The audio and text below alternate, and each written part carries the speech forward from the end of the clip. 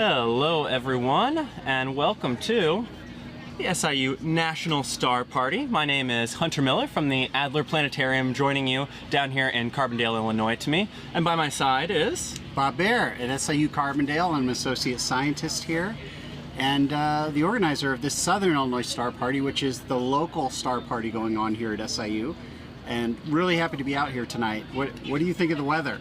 Oh, well, I mean, we have got beautiful weather out here. That certainly is not any of the issues that we're troubleshooting, that's for sure. The weather is beautiful, clear skies, no winds, so that is a great starting point for us here. Now, you know, to start off, I did want to talk a little bit about this in-person event that we have going on right now. And so tell me, you know, I guess really to start, what is a star party? So a star party, for us, it's a big public event. We put out a whole bunch of telescopes. We have, oh gosh, I don't know, like 20, 30 telescopes out so far. We let the public bring in their telescopes and their photography equipment and set up, but it's a little bit more than that. So we also have a big screen. We do presentations. So some of the faculty here at SIU are doing presentations tonight on the sun, the moon. We're showing a NASA Edge program later that's also going to be shown on the national stream right here. But it's just it's a big free community event for us. It's a little bit different than most amateur astronomer events, which are more private. This is a public open event. Right, the amateur astronomers brought the star. Sounds like you're bringing the party, right? Exactly, yeah. The amateur astronomers are bringing their scopes in and running them for us. So. All right, apologies for the brief pause, everybody. You know, when you do a star party, you try to get to dark sites, right? Yeah. Which actually, you know, where are we tonight? The physical location here. Yeah, we're about 2 miles to the west of the SIU Carbondale campus. We're in the middle of the SIU farms. So we're in a farm field. Right. And one of the things is the challenge here is some people, that you saw us drop off for just a minute here. We have no power out here other than what we bring. Yep. We have no facilities whatsoever, and we're actually streaming on a Starlink. Right, you know, the big thing that we have out here is dark skies, right? That's why we're all out here today. Streaming equipment, not something that typically comes along with dark skies. So apologies for any technical difficulties. Seems to be working a little bit better now, hopefully. Yeah, thanks so much for your patience. We really appreciate it. So, we talked a little bit about what a star party is, right? The kind of gathering of these telescopes, all of the extra stuff that you guys do out here at the SIU one. But tell me a little bit about the history of the annual SIU Star Party. This may be our first national star party, but this isn't the first one at this location. That's right. So, following the 2017 eclipse, which SIU and the Adler Planetarium has been working together since 2014 for quite a long time. And we started working together to plan for the 2017 eclipse. Right. And then after the 2017 eclipse, or actually during the planning, we were like, okay, we got to keep this going because we had such a crowd. We had 30,000 people on the SIU campus. It was like, what are we doing next? And so we came up with this idea to use this facility, this site that was built for research during the eclipse. And we brought the public out here. And the first one that we did was 2018, and we had our largest crowd ever, which was 550 people. Wow, here. Wow, that's incredible. And great event, loved it, and we've kept it going since, every year except for COVID. We missed 2 years, but it's always been a free event. It's always been different things going on. Right. And like I said, like 50 volunteers participating in this, making this happen, running the telescope, sharing their equipment with the public. Right, and it's that passion for astronomy and sharing it with everyone that I think this is such a compelling part about astronomy. You know, of course, the sky does most of the hard work. It's really beautiful and provides all of these incredible views for us, but I think it's the community that really keeps people coming back, you know. Yes. And, you know, you can really feel that already, right? There's so many people around. It's still daylight out, you know. You'll tell on the stream, we're still pretty well lit right now. It'll get darker and darker as we continue on with the evening. Now, I want to introduce the National Star Party a little bit because this is our first actual online event to go along with this in-person party. So I know you have some connections that might be watching us tonight in Santa Fe that are a part of the National Star Party. Who else is tagging along with us tonight? Gosh, so hopefully a lot of people across the nation are watching this. Hopefully we are back online now. We went offline temporarily there, but I think we should be getting a stream going. I'm going to give us a little second because I'm unsure if there was a buffering period or a delay between. So hopefully everybody's hearing the stuff that we're talking about. But hopefully that should be most of our technical difficulties sorted for the night. So we were talking about this National Star Party, introducing this, across the country, across the world element of this program. So, where are some people joining from tonight, Bob? So we've got some live streams coming in from some of our Deb Initiative telescope sites, and I'm looking over at Brody to see which Deb sites are actually active tonight. Do we have Mexico? We have Mexico and Ohio. Excellent. So Mexico and Ohio. I know that Colorado, Trinidad, I think Colorado. Yeah, I think Colorado might have gotten rained out tonight. Is that right? Yeah. So we've got some multiple sites, and we do that so that we have some redundancy, of course. Right. So that if we're clouded out, we can definitely pull in some feeds, but it also gives us a different view of what's going on. Oh, absolutely, yeah. And those Deb sites and others form satellite locations for this star party. And as you mentioned, the planetarium in Santa Fe, New Mexico is doing an event tonight, pulling in the live stream. And we do this in part so that people during big astronomy events like eclipses and such can watch something if they're in a location that's actually clouded out or they have an issue like that. And so that's... Well, I think another part that's great is, whether they're streaming or not, I love that they're coming together for astronomy, and doing just the same thing that we're doing here, right? Getting folks together. And we've got a pretty big crowd here tonight, but hopefully as the years go on, these sort of satellite locations can grow their star parties, and we can really make this a national affair. That's the intention, and so especially like people like homeschool groups, people sitting at home who want to teach their kids about the stars, but they might not be experts themselves. So this is an opportunity. You can sit out in your backyard tonight.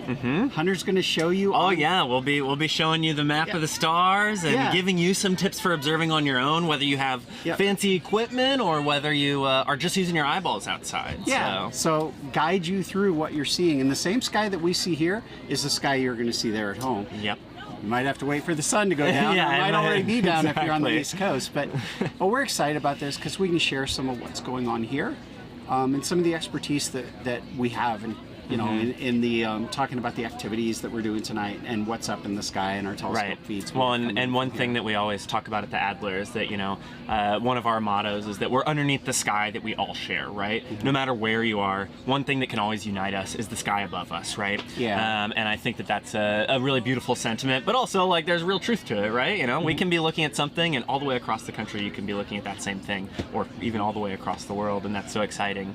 And with the planetarium, we do some similar live streams like this, right? That really started during COVID when we weren't able to do these in-person events, right? We weren't able to show people views through our eyepieces. And so being able to bring those views digitally was so important during that time. And we saw the feedback that we were getting, all of this stuff from people all over the world tuning in to hear from us. And, when we opened the museum back up and we were back in person, we said, you know what? We got to keep doing this, It's such a fun, exciting new way that we can connect with each other, share our telescope views, share our communities, and really expand beyond just the local area. It is. It is to bring, it's really cool to bring everybody into an event like this. Right, exactly. Well, one last thing I wanted to cover before we start getting into some of our topics is doing a little rundown of what we'll be covering tonight on the show, some things that we'll be going over. And so coming up next, we're going to talk about a little bit of solar observing, talk about the sun a bit, and link that to this heliophysics big year that especially you, Bob, here down at SIU have been a really essential part of, looking back at the eclipses that we've had and looking at all of these projects that have developed down here. After that, we're going to take some time to give everybody some tips for how you can observe at home tonight. We're going to give it a shot with doing some comet observing. That's one that I think a lot of people online will be familiar with.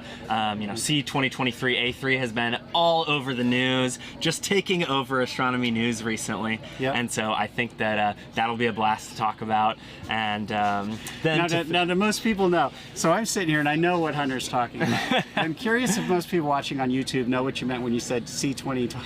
Yeah, maybe Comet Atlas. Yes. There's so many names. Purple I Mountain, think, right? yeah, Purple Mountain Atlas is great.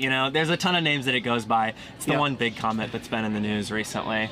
And so I think that that's going to be a fun thing to talk about tonight. And then we'll get into some night sky observing all kinds of different things with our telescopes tonight. Cool. So really exciting. Well, Bob, thanks so much for joining me over here today. I think we'll have you back for the end of the show later. Yeah, appreciate you coming on the show, talking about stuff, and enjoy the in-person star party here tonight. Sounds good. Thanks, Hunter. Yeah, thanks so much for coming over. Right. Well, I was gonna say sunny, but it is getting a little darker outside, so maybe a dimly lit sunset Carbondale, where I'm joining you from this evening. Looks like things are working a little better now. We had some more technical difficulties, made some switch outs, but I think things should be working a little more effectively now. So I'm going to keep rolling with the show, chat with you guys about all of the different things that we're going to be talking about today, and get started talking a little bit about the sun, because we do still have a little bit of sunlight here in Carbondale, and it has been a really big year for solar science. So I wanted to start with a little bit of a view of some solar imaging that we got a little earlier. This isn't live because it is starting to get a little dark here in Carbondale. The sun is setting. You might have noticed that my camera's a little dimmer than before, and so it is these are some older images that we'll be pulling from today, but wanted to start with a few little views here. Now, these are a couple of different views, and you'll notice that they look pretty distinctly different. We have very different layers of the sun on display here today. So the one that we have on the right here this is a white light view. So if you have ever looked through a telescope with a solar filter in the front, this is the kind of view that you can expect. Sorry, my apologies. Still working on figuring everything out here on the stream. Sorry if I'm a little stuttery here for a minute. And so we have a couple of views here of the sun. The one on the right is really the more traditional solar view that you might be familiar with. So this is with a white light filter in front of a standard telescope. Now this is displaying the photosphere of the sun. And what this is this is the furthest in that we can see. So the name really starts to tell you that, right? Photosphere, meaning photo as in the furthest in that we can see. And so we've never seen anywhere closer inside on the sun. The rest of the sun is a big mystery to us, actually. And so on this layer, we can start to see some really interesting features. Some sunspots that we have here, those are all of those almost like freckles that you see across the surface of the sun. If you look really close, some of those sunspots towards the edges, like where you see my mouse highlighting right here, you'll see some lighter areas around the outsides of those. And those are these are higher energy areas around the sunspots. So what is causing these to happen is basically the sun is a big ball of a ton of magnetic activity.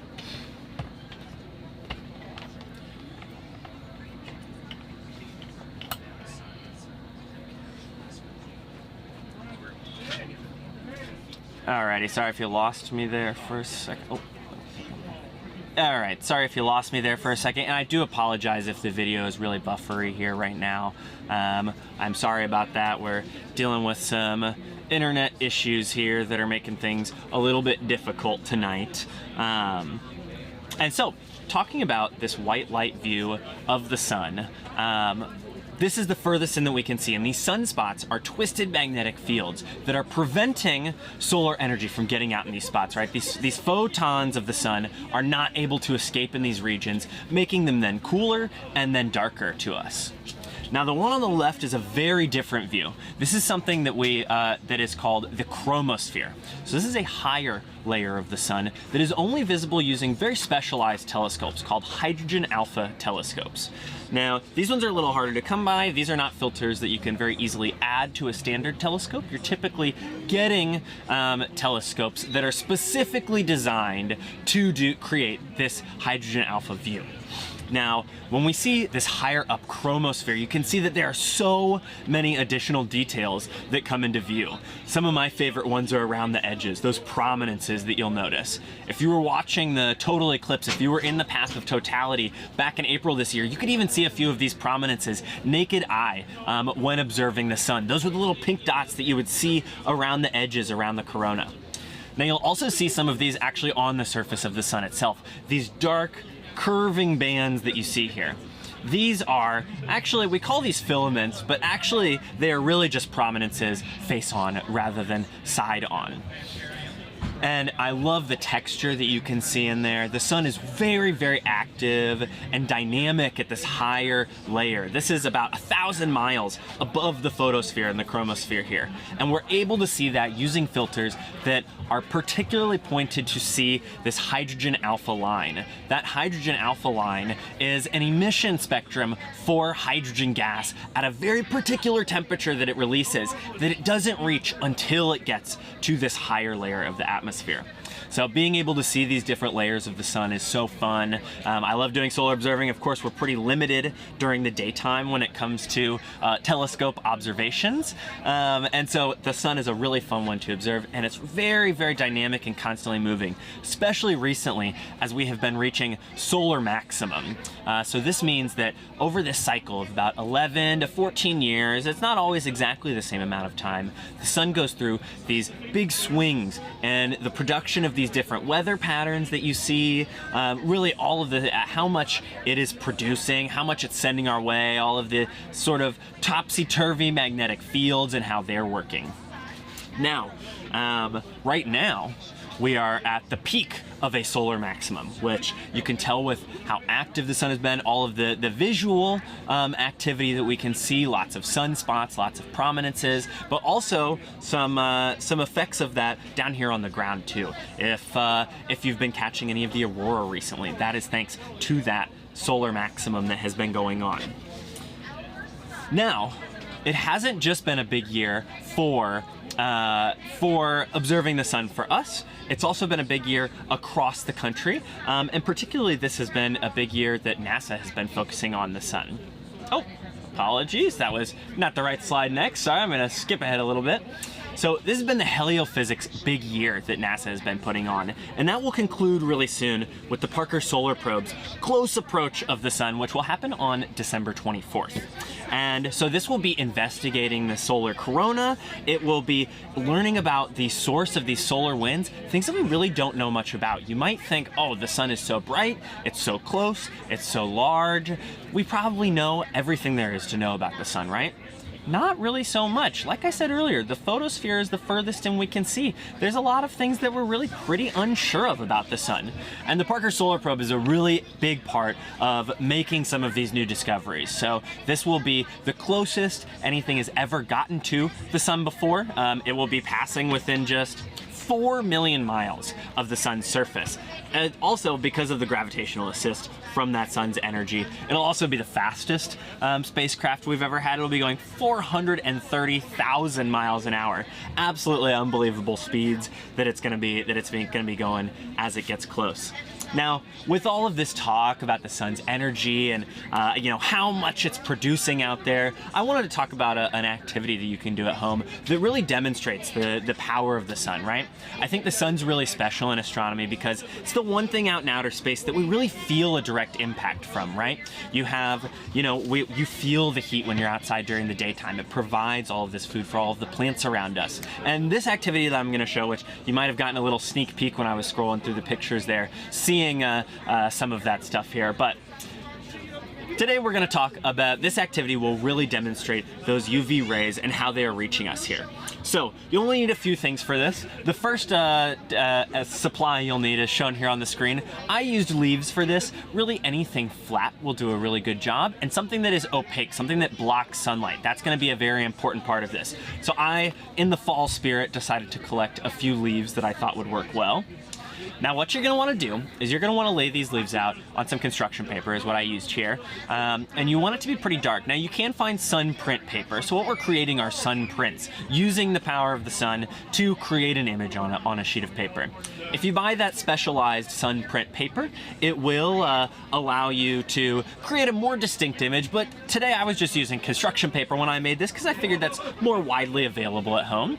And I will note, you want to use a dark color. That will definitely help with making this more visible. So you'll start with that sheet of paper on the bottom, stack your leaves, any flat objects on top, and then what I used is we want something that will amplify those rays that we're getting from the sun. So you might have felt before standing inside with a window where the sun is coming through the window and you feel that extra heat as it passes through the glass. Well, we're utilizing those exact same principles today, putting a glass pane over our sheet and using that to amplify those sun's rays that we're getting. Now, if you don't have a glass panel like I did, I think this is literally an old piece of a window that I just happen to have sitting around at my house. You can also use plastic wrap over the top. That does the job pretty well too. Or you can tape your objects down to your sheet of paper and literally tape it to a window that is facing the sun.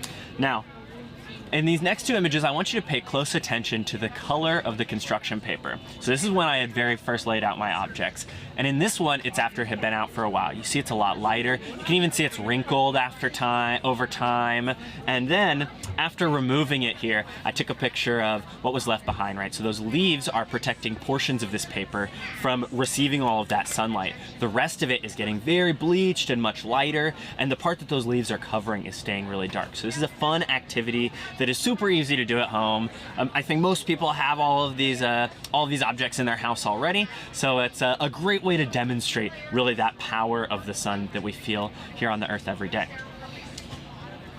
Now, back to the heliophysics big year, because there's one particular thing that I haven't mentioned yet that has been a really big part of this year. So we, of course, have the Parker Solar Probe making its close approach now, but this is the end of our year. So that means that we've had stuff going on for an entire year already. And if you're located here in Carbondale, you certainly know about this, but I think people all across the United States are pretty familiar at this point with the 2 solar eclipses that we got to experience across the United States in the last, well, just barely the last calendar year. The first one was in the annular eclipse in October of 2023, and then of course the total solar eclipse that occurred in April of 2024, earlier this year. And so those were really exciting times for astronomy, and really took the country by storm. So many people got to get outside, observe the eclipse, get the rare chance to look straight at the sun during totality. And today I wanted to share a little video that is a recap of some of the festivities that happened here in Carbondale. It was a really special place for eclipses over the last decade, because it was the Crossroads where the 2017 eclipse and the 2024 eclipse happened to have totality right here in Carbondale. And so this is a little video that was shared with us by our friends at NASA Edge, who were here in Carbondale for the eclipse, and they made this little recap of all of the festivities that happened here that day. And so I will play that and be back after that video airs.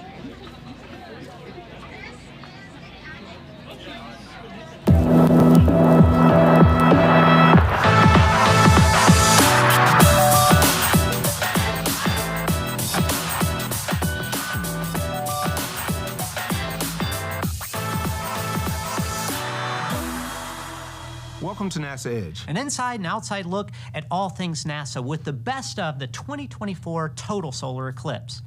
It was great to be back at Southern Illinois University. We were here in 2017, and the big difference this year was that we were actually able to see totality for more than 4 minutes. It was amazing. I was totally unprepared for how amazing the eclipse would be.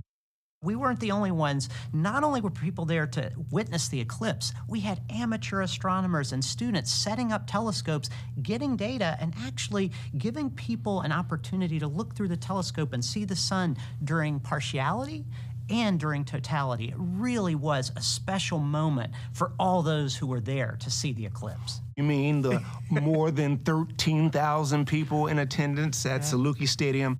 It was great because the university had activities set up all across the campus for people to learn about the total solar eclipse. And this was all part of SolarSTEAM, which is a partnership between NASA, Southern Illinois University, and we brought in subject matter experts all around the country to talk to us and to talk to the people in Carbondale about the total solar eclipse. Yeah, and it really is about heliophysics. And the eclipse is great, but we also had a chance to talk to Nora Rawafi, who is actually the chief scientist for the Parker Solar Probe, which is the premier heliophysics mission for NASA and the Johns Hopkins Applied Physics Lab. So let's check it out. I mean, I can tell you when we launched Parker Solar Probe in 2018, the sun was extremely quiet back then. And some people were asking, okay, you invested $1.4 billion into this mission and you are launching it when the sun is doing nothing.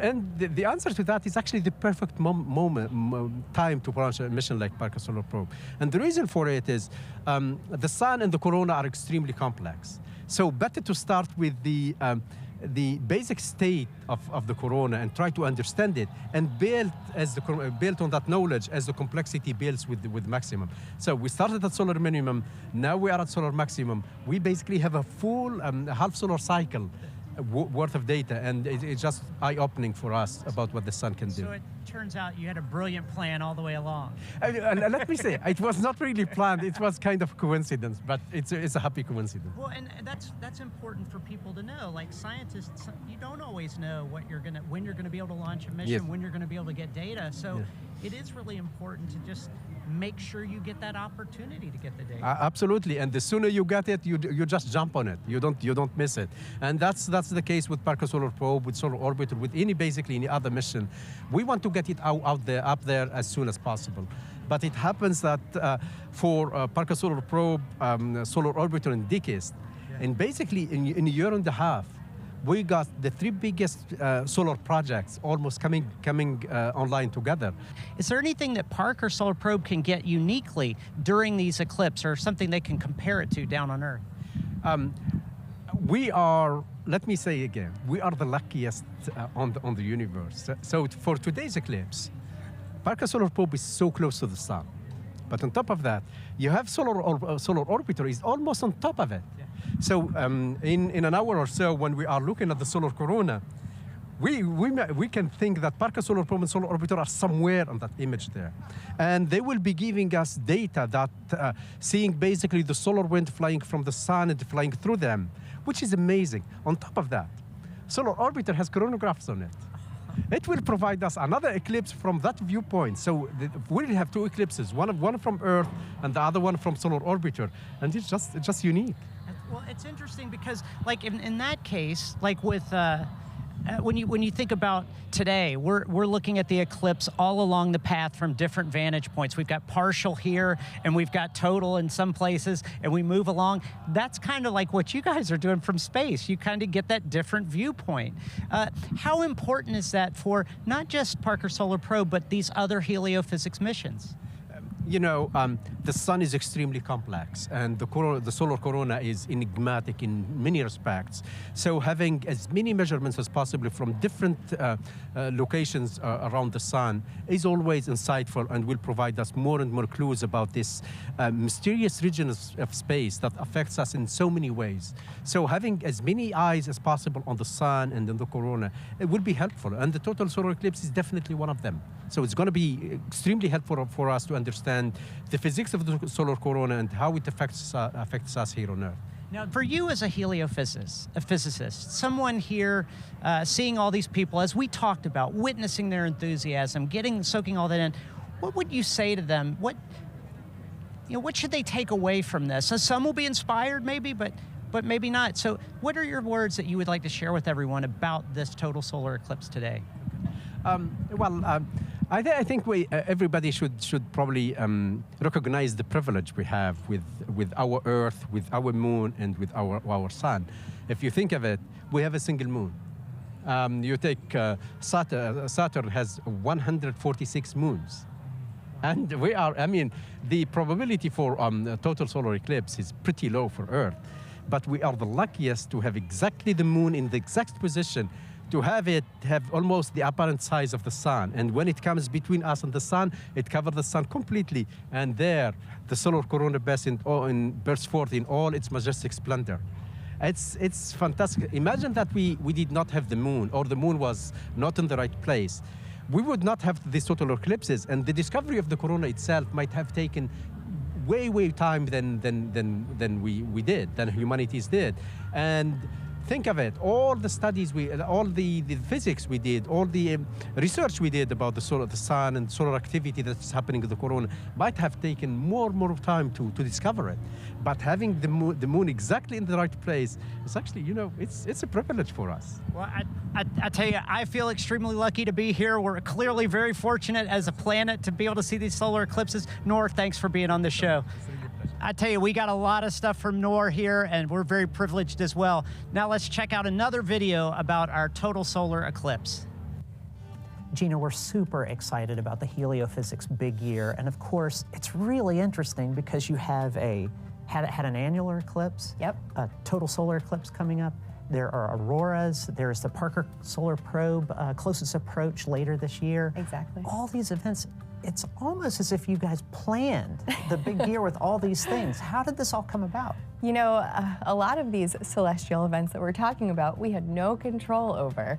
So we're very lucky about the timeline of these and just how they worked out. And so we decided, let's really lean into it and take advantage of it and make it a big year so that everybody can celebrate the sun with us. Yeah, well, tell us about that study, because NASA obviously is very interested in the sun. What are the kinds of things that you're looking at here at Goddard when you study the sun? Yeah, so heliophysics is the study of the sun and its influence on everything.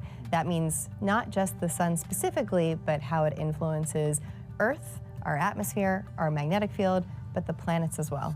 And so that last portion, the planets and their magnetic fields, that's me. That's the work that I do, really trying to understand how the sun impacts planetary environments and their magnetic fields and their atmospheres. And that would relate to your work with the MAVEN mission? MAVEN, yeah. Tell us about that. Yeah, MAVEN is actually coming up on its 10-year anniversary, and MAVEN is really trying to understand how the Martian atmosphere has evolved over the planet's 4 billion year history. So we're trying to understand why the atmosphere is very thin, where the water on the surface has gone, and what we've determined is that a majority of that has escaped to space. And it's really the influence of the sun and other factors playing a role on the Martian atmosphere.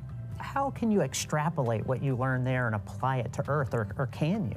Yeah, so me personally, as a scientist, what I've done is looked at specific physics that happens at every planet in the solar system. So what I like to do is take that physics and compare how it changes at Mercury, and then you go to Mars, and you go to something like Uranus. They operate, some of the same phenomena happen, but there are other influences on it. So I use the planets as my own laboratory to kind of like tweak the knobs a little bit. And of course, the sun drives it all. Exactly, it does. It does, and there's a big factor to consider in terms of how close the planet is to the sun or whatnot, because that plays a role in the energy that's being input into the system. Now, speaking of that energy, this heliophysics big year is occurring just ahead of what we think will be solar maximum. How does that solar max play into the work that you're doing? So I'm glad that you asked me that question, because for MAVEN, we are trying to understand how the inputs from the sun impact the Mars atmosphere, and specifically Isn't that somewhat due to, it's like a flat, clear, clean surface, so to speak? Yep, and it makes it really prominent when you see it. It happens right at the edge of totality when you're coming into the eclipse and right as you're leaving. It was amazing. Yeah, I tell you, now, how about, I'm very curious about this, because I've been saying for a long time that what's really amazing about an experience like this, obviously the eclipse is great, but the feel of the crowd, all the emotion, all the intensity. You're up on the roof. Now, I know there were a lot of people up on the roof, but how was the response from the crowd being from that particular vantage point? You know, I was geeking out so much when it was going on. I sound a little bit like Daffy Duck from the cartoons. I'm like woohoo, woohoo, like the whole time. And I heard that. And I turned into the person I hate the most. That all they do is repeat what they're seeing. like nobody else can see it. Yeah. And I'm like, oh, Bailey's beads, Bailey's beads, Bailey's beads. And I finally caught myself and stopped doing that. But there was an emotional response upstairs on the roof as well. There were people crying, laughing. I mean, I think what happens is all of your senses are being affected all at the same time, unexpectedly. And it really was moving just to get everybody's reaction. You know, it's interesting you say that. You talk about the different senses. This is one thing I've noticed at NASA and with other scientific missions. It's almost like in the same way, like having science missions flying, looking at that data from one point, people on the ground looking from another point, all along the path getting different data points. It's like what's really cool about this, it's kind of that unifying moment between all disciplines, all walks of life, everybody just sort of dialing into this one moment. It becomes something really special. It really does, and it reminds me, and it really blew me away on some of the experiences I've had, not only eclipses, but any solar alignment that you're a part of. We've gone to Chichen Itza, we did a webcast there, and we got to watch El Castillo, the stair-step pyramid, and during the equinox, there's a shadow effect that looks like this giant serpent shadow goes up the side of the building, and we got to see that, and it was overwhelming, the emotional response of the crowd in the audience when we were there as well. And then when we were in Hovenweep, New Mexico, I think you were there with us, we got to see some of the eclipses, or not an eclipse, but we saw some of the equinox and alignments there. And what was beautiful about that is you see daggers of light going across petroglyphs and rocks in the southwest just on that day, and you feel like I am connected to the mechanics of this universe at this moment in a way that I'm not normally feeling. Yeah, especially in that case with different people groups. I mean, not just indigenous folks, but over time, like that had practiced looking at these interesting astronomical events thousands of years before we were here. It is so moving. It really is impressive. That is such a good point, because when you're looking at a petroglyph, which is where ancient peoples pecked designs into rocks that are still in existence, you can still see them. And when they are still in the exact place they need to be for solar alignments and light and shadow effects to hit them in an exact way, you realize you're, like you just said, you're not only connected to the universe, but you're connected to people throughout history and time who were standing right where you were standing. And it's kind of interesting to think of some indigenous people looking up at the eclipse and being blown away. I don't know what their language would call geeking out, but I'm sure it existed in some form, and it had to be amazing. I tell you, this has been a great day. I got to be honest with you, much better than I expected. At various times during the week, Franklin, we really looked at the weather and we were very concerned, but thankfully everyone here got to see a good show, a very awesome total solar eclipse. Yeah, and it didn't look like there was one empty seat in Saluki Stadium. That's correct. The crowd was boisterous. Yes, yeah, that's a great word. I like that. Yeah, and it was just a pimple-raising, just chilling event, and I am so happy that I was blessed to be here. Right, and you know, we just have a lot of people to thank, because this process started years ago. It actually started back for 2017 when we did the eclipse the first time. We knew this was the crossroads of the eclipse and that it was possible that we'd be back, or at least there would be another big event here at Saluki Stadium. But I got to tell you, everybody involved came together and helped put together a very good show on a very fortunate day weather-wise. Great event for anybody interested in astronomy. Absolutely. So it's going to be, I believe, 20 years until the next total solar eclipse here in the United States. But if you had the opportunity to make it to Carbondale in 2017 or 2024, your once-in-a-lifetime event, you were able to see it again. That's right. Now, one thing I did want to say, just important safety message. You know, we focused on safety, solar, watching the eclipse safely, but these glasses, if you treat them well, if you don't put them in your leave them on your dash or something like that, they will last a few years as long as you don't scratch them or tear them or damage them, or, like I said, leave them exposed. But you want to make sure that next solar eclipse you encounter, the one here in the United States might be 20 years, but if you're traveling abroad in the next year or so, make sure you have good, safe glasses to do any eclipse viewing. Because I think, Franklin, I don't know, maybe I'm not right, but I think we might have inspired a few eclipse chasers here in the audience today. Well, I'm inspired. I know, right? If my treasury was on point, I think I would be able to travel to some of these remote locations for the upcoming total solar eclipses around the world. I will say this. The next time I travel to go see an eclipse, I hope that I have the support that we had here with the folks at SIU, from Bob Baer and Harvey. These guys, I mean, I tell you, they went to the nth degree to make sure we got everything that we needed. They prepared us in terms of knowing all about eclipses and how to get the imagery right, exposing us to the DEB initiative, all these telescopes, all across the path of totality. So I kind of feel like if I expend all my resources to go around the world, I hope that I can do so with a group of people like the people we worked with here at SIU. And I'm with you. It's been a great time. I enjoyed my time here. We're about to wrap up and go home and see our families. That's right. But it's been a great time. Thank you for your hospitality, SIU. That's right. Thanks to everyone. You're watching NASA Edge. An inside and outside look at all things NASA.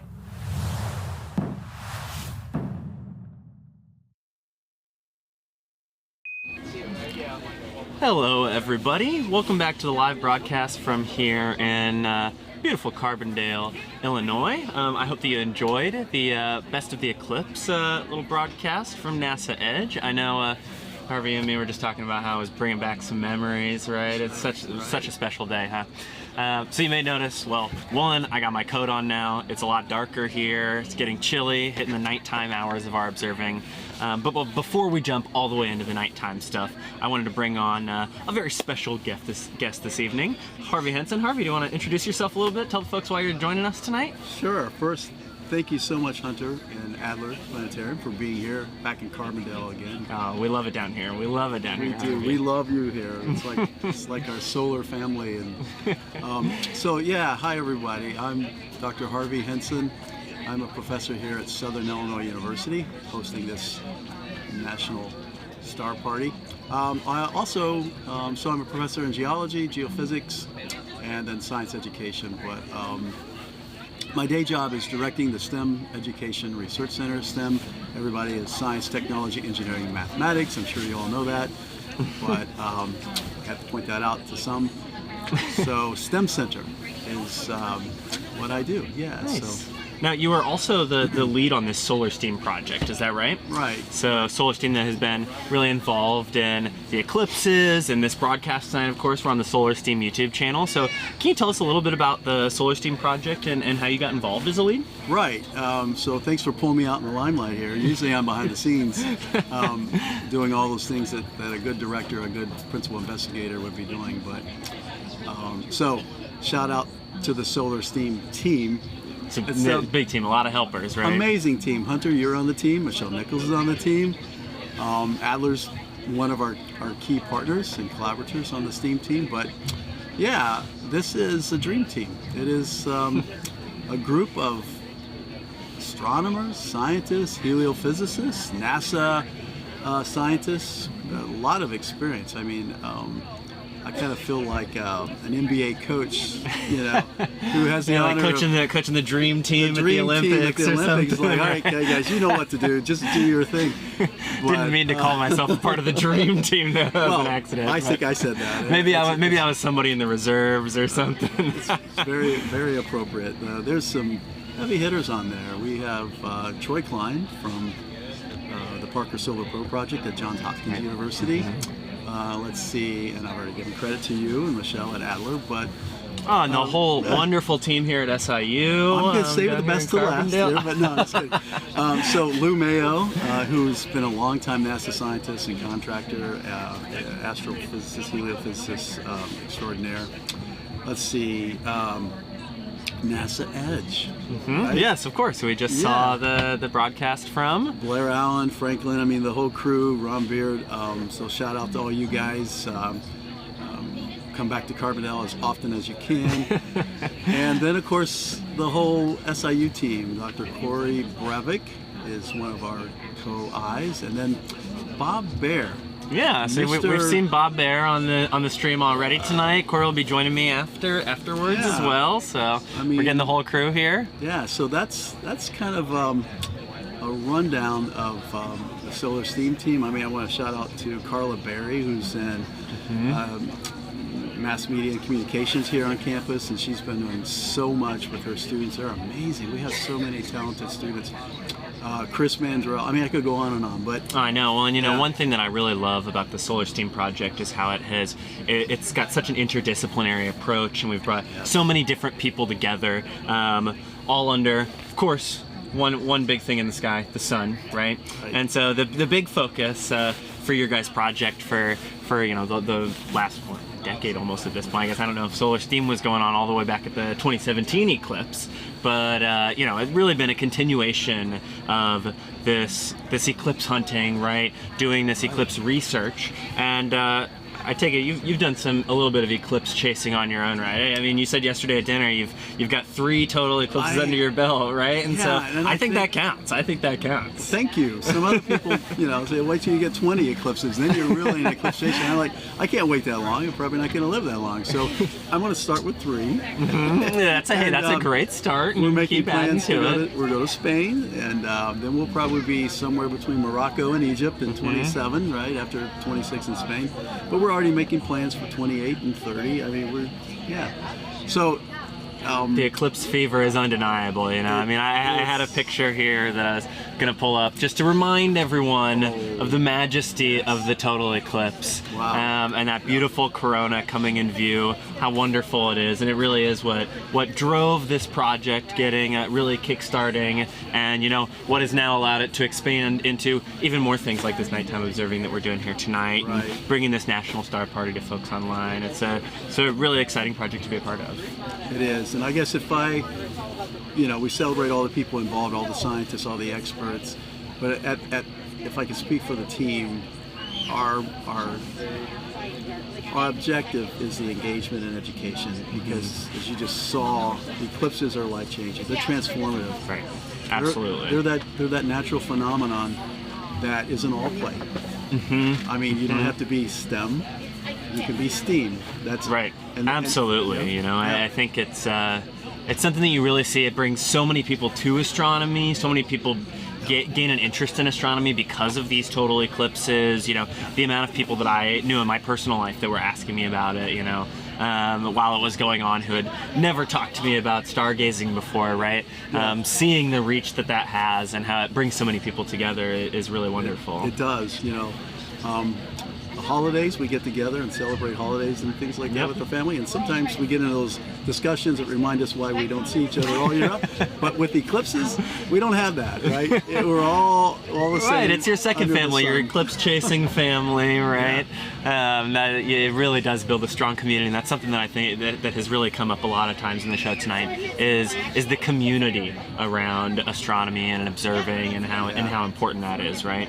You mentioned eclipse chasing, and I think for my wife Angela and I, what we've enjoyed the most, besides the few seconds or the few minutes, depending on how long the eclipse lasts, are the people we meet before, during, and after the eclipse. Exactly, right? It's so special. We have friends all over the world now. Exactly, I know, it's remarkable. I had people come up to me during the or after the total eclipse back in April when I was here in the stadium, who hadn't met before in my life, and were coming up to give me hugs, you know. I mean, it's that real emotional connection. It's so hard to describe. You have to experience it to really understand it fully, I think. Well, the last question I wanted to ask you a little bit about is, you know, outside of your eclipse chasing, another thing that you've done a lot for here at SIU is being the director of the STEM Education Center, and, you know, really being involved so deeply in science outreach. And, you know, I think that is so much of what we're trying to do here tonight at a Star Party, right? It is about community, but it's about outreach and science as well. And I want to hear a little bit from you, like, why do you think outreach is so important to the STEM field? You know, why do you love doing that work? Because a lot of scientists, they get stuck in the research and they really love that stuff. But to see somebody that is so passionate about outreach is really exciting to me. Thank you. I appreciate that opportunity. Yeah, the STEM Center's mission is to advance STEM literacy, right? To get people of all ages, especially young people, interested in understanding and making sense of the world around us. So obviously, total solar eclipse or a star party is the perfect opportunity. Great opportunities for it. This is what we do. A big part of our mission is service and outreach and education, partnering with educators, formal, non-formal. But yeah, we're also a research unit. So we want to know, how did things work and why did they work, and how can we do it better next time? So research is really that, and you know, that practical approach to understanding how our outreach and our education activities and events work. So yeah, we'll be gathering data on this, and we'll be understanding how to do it better next time. Nice. Well, yeah, STEM Center is a part of the people that do that behind the scenes. So thank you for having me here. Of course. Thank you so much for coming and talking with us, Harvey. We really, really appreciate it. It's been a joy getting to chat with you, and it's always a joy getting to come down here to Carbondale and visit. You know, I mean, you're mentioning the research data you're collecting so that we can continue to grow these things. I mean, the Star Party here has become an annual event and has really taken over the community, right? Getting hundreds of people out every year, and now we hope that this National Star Party can really help do the same. And so it's exciting to be able to share this with everyone. All right, well, thanks so much for coming out and joining me, Harvey. I really appreciate you coming on, and I'll catch you out there after this show's over, I'm sure. Unless you're resting because of your tough day of field work that you did on today. I'll tell you more about how that went. Alrighty, we found radioactivity in southern Illinois. Wow. All right, well, that's a sneak peek. You'll have to come to one of his other events to learn about that. But yeah, thanks so much for stopping by, Harvey. Have a good one. See you. All right, now with that concludes our solar portion of the night. You can see it's really starting to get dark here tonight, so we're gonna jump ahead to doing some of our nighttime observing and talking a little bit about how you can be doing nighttime observing wherever you are across the country as well.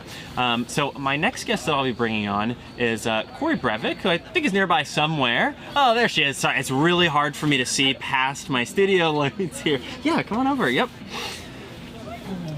Well, hello. Well, hello. You already have gotten a shout out in the stream just a little bit ago from Harvey. So everybody started to get a little bit of an introduction to you. But Corey, do you want to go ahead and introduce yourself to the folks joining online? Yeah, so I'm Corey Breivik. I am a professor of physics and astronomy at Southern Illinois University. That's a wonderful start. Now you are so much more than that, of course. Oh, that's kind of you. But that is a good title at least to give. Yes. Now I know tonight here one of your roles at the Star Party has been really helping guide people in observing the sky and knowing what stuff is out there tonight. Yeah, and it's just getting dark enough to be excellent. Exactly. We're just starting to get dark enough to really see those things popping out in the sky. So I thought this would be a great time to bring you on, talk a little bit about the things that folks at home can view naked eye from their houses, and then of course we'll move on to our telescope views after that, so we can show people some of the more slightly harder to view targets, right? So, want to start by doing a little bit of well, almost exactly what you're going to be doing up there on the screen soon. Going through some star maps, talking a little bit about the things that we can view in the sky tonight, and talking to folks about ways that they can learn a little bit more about the night sky, because Stellarium is a tool that is so useful for beginning to learn the night sky, right? So it is this big sky map that really gives you a comprehensive can access it for free, so that's huge. Right? Exactly. That's why I always love to recommend Stellarium. Is it's free. There are a few features that you might have to pay for, but they have so much available to you for nothing. You can get it on your phone. These screenshots here are from Stellarium Web, their web version.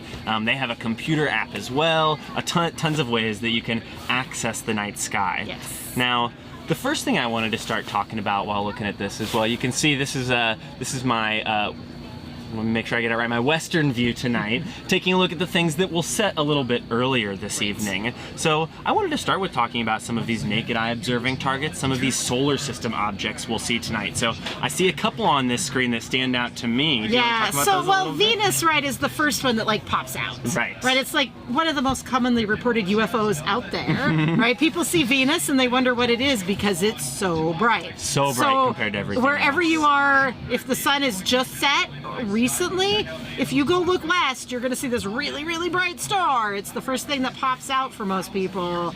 That's going to be Venus tonight. stars. Yep, and then another very, very hot topic in the news recently, which we'll get the chance to observe a little bit after we talk about this, is the comet that's been taking over. Yes. We see its full name written out here, C2023A3, but recently the comet has been plenty for everyone to know what you're talking about. That's what I've been calling it, is the comet. Exactly. That's certainly a good name for now. Now, if we hop over to the other side of the sky, over to the east, now this is a view around the current time for here in Carbondale. Now, what is important is, I'm sure folks are joining from all over the country, and the sky might be a little different there. Our time zones are very different. If you hop into Stellarium on your own, it'll automatically track your location. Right, but for anybody in the U.S., if you look towards the east, Saturn is going to be very prominent. Yes, and so if there's a really, really bright-looking star, how high it is in the sky will vary with your location, but Saturn's going to be one of the brighter objects in the eastern sky, a little bit south of east. Yep, and the later we get into the night, it'll be moving more into that southern sky, be getting higher and higher. It should really stand out. There's not a ton of bright stars in its position in the sky right now, so it's really easy to spot. And then as we get a little later in the night, we see some even more interesting targets starting to rise. This is about 9:30 here in Carbondale tonight, seeing the moon coming up, which has been making the news recently because of its supermoon status that it was in. So which, it was a full moon. people make it sound like it's gonna be huge, right? Like it's closer to us, so it looks bigger, but it's not taking up the whole sky. It's right. Bigger than normal. I think the size difference can be upwards of like maybe 15% from the smallest to largest, but that can result in almost 30% brightness increase, so you can notice that extra brightness sometimes. And if you're out when it's really dark, that little bit of extra brightness is really annoying when you're trying to look at the stars, right? Yeah, it definitely does influence, how much it provides a little bit of light pollution of its own, right? And now if you're hiking in the dark, it would be a huge help. Exactly. So. I know when we were doing our test the other night, it was really helpful for seeing while we were wrapping up shop at the end of the night. And tonight, you'll notice on here, Uranus is pretty much behind the moon. Right. So seeing Uranus is not really going to be a viable option because you're pretty much staring at the moon. Right. It also comes up here on Stellarium because it is one of the planets, and so its name pops up quickly, but it is a very dim target in the darkest skies in the world on a new moon night. Maybe you could spot it. And without a telescope? Without a telescope, it's pretty hard to see. It's really, really tough. But we do see that Jupiter is just starting to rise this time of year. Later in the winter, it'll be a little bit better for catching Jupiter. But if you're a night owl and are going to be up past midnight or so, it also shines Or even really in bright. like another week when the moon has moved away from That's it'll true. be better. Like That'll it's just definitely help. awfully close to the moon tonight, and the moon is really bright. Now, looking back over here on the west side of the sky, I also wanted to provide a view a little later in the night with some of these constellations that we're seeing tonight. So I know one that stands out to me here is this bright triangle of stars that isn't necessarily a constellation but an asterism, but always really stands out to me. We call it the summer triangle, so it's getting a little lower in the sky for this season, and that can start to guide you in seeing a few different constellations. Right, and if you go out around sunset, right, it's pretty much straight overhead. Right. So it's some of the Vega particularly is really bright, and it pops out really early. Now, I know last night you were also pointing out the Sagittarius constellation. I'm a big fan of Sagittarius. I could tell that was one of your favorites. Yeah, I really like that one. I know he's supposed to be an archer. I think he looks like a teapot. Especially the brighter stars really give the really bright, teapot tipping over. Yes, yep. and the cool thing about that is the Milky Way. If you're somewhere dark enough to see it, the Milky Way is the steam coming out of the spout of the teapot. But the other part that's fun with Sagittarius is you're looking towards the center of the galaxy. So I think it's a cool constellation, but I also think it's cool that you can't see that far. There's too much dust in space. But that is the direction of the center of the Milky Way. Oh, and I love how that, when I look at the sky, I think one thing that always really helps me like place myself in the universe is thinking about the spatial relationships between all of these objects, how they relate to each other, and really what you're looking at and why you're seeing what you're seeing. And I think that's a really good way for people to learn constellations, is to pick just a couple and learn how they're connected to each other. So when I see, a certain, like if I see a Sagittarius, I go looking for Scorpio. Now Scorpio is set, but if it's earlier in the summer, they're right beside each other. And so I know them as a pair. Or if I find Booties, then I go to Corona Borealis, and then I go to Hercules. Like I know them in a set. I don't tend to just start looking for one of them. I learn them in chunks. And you know, it really does depend on your location too. One thing that I always appreciate so much when I come down here to Southern Illinois, coming from Chicago, is just how many more stars there are out there, how many more constellations you can see. So many of these are ones that I never mention when I'm in the city because we can't see any of the stars, right? There's really only a select few that you can really make out there, and down here it's such a busy sky. I also enjoy how much the Big Dipper moves with latitude. Oh, right? absolutely. You know, when you get near the Canadian border, the Big Dipper's a lot higher in the sky. It really is high in the sky. By the time you get down here, it's almost skimming the horizon. Right, especially now when it's on the lower path of its orbit. You know, it's always technically visible in different areas of the sky as it's you know, nearer to that north star, that point that the whole sky rotates But here in around. Southern Illinois, it clips the top of the trees this time of Right, year. exactly. I was shocked that just last Wednesday I could actually see it from the observatory that we have at the planetarium. It was sitting right over the skyline, and I could still make out all those stars in the Big Dipper. And we also have lots of fun constellations to the east, which are some constellations that we're just starting to see for this year, ones that we haven't really been spotting throughout the summer. And so it's really excited to have some of these. I mean, some that stand out to me, which I'm shocked that this one doesn't have a name here.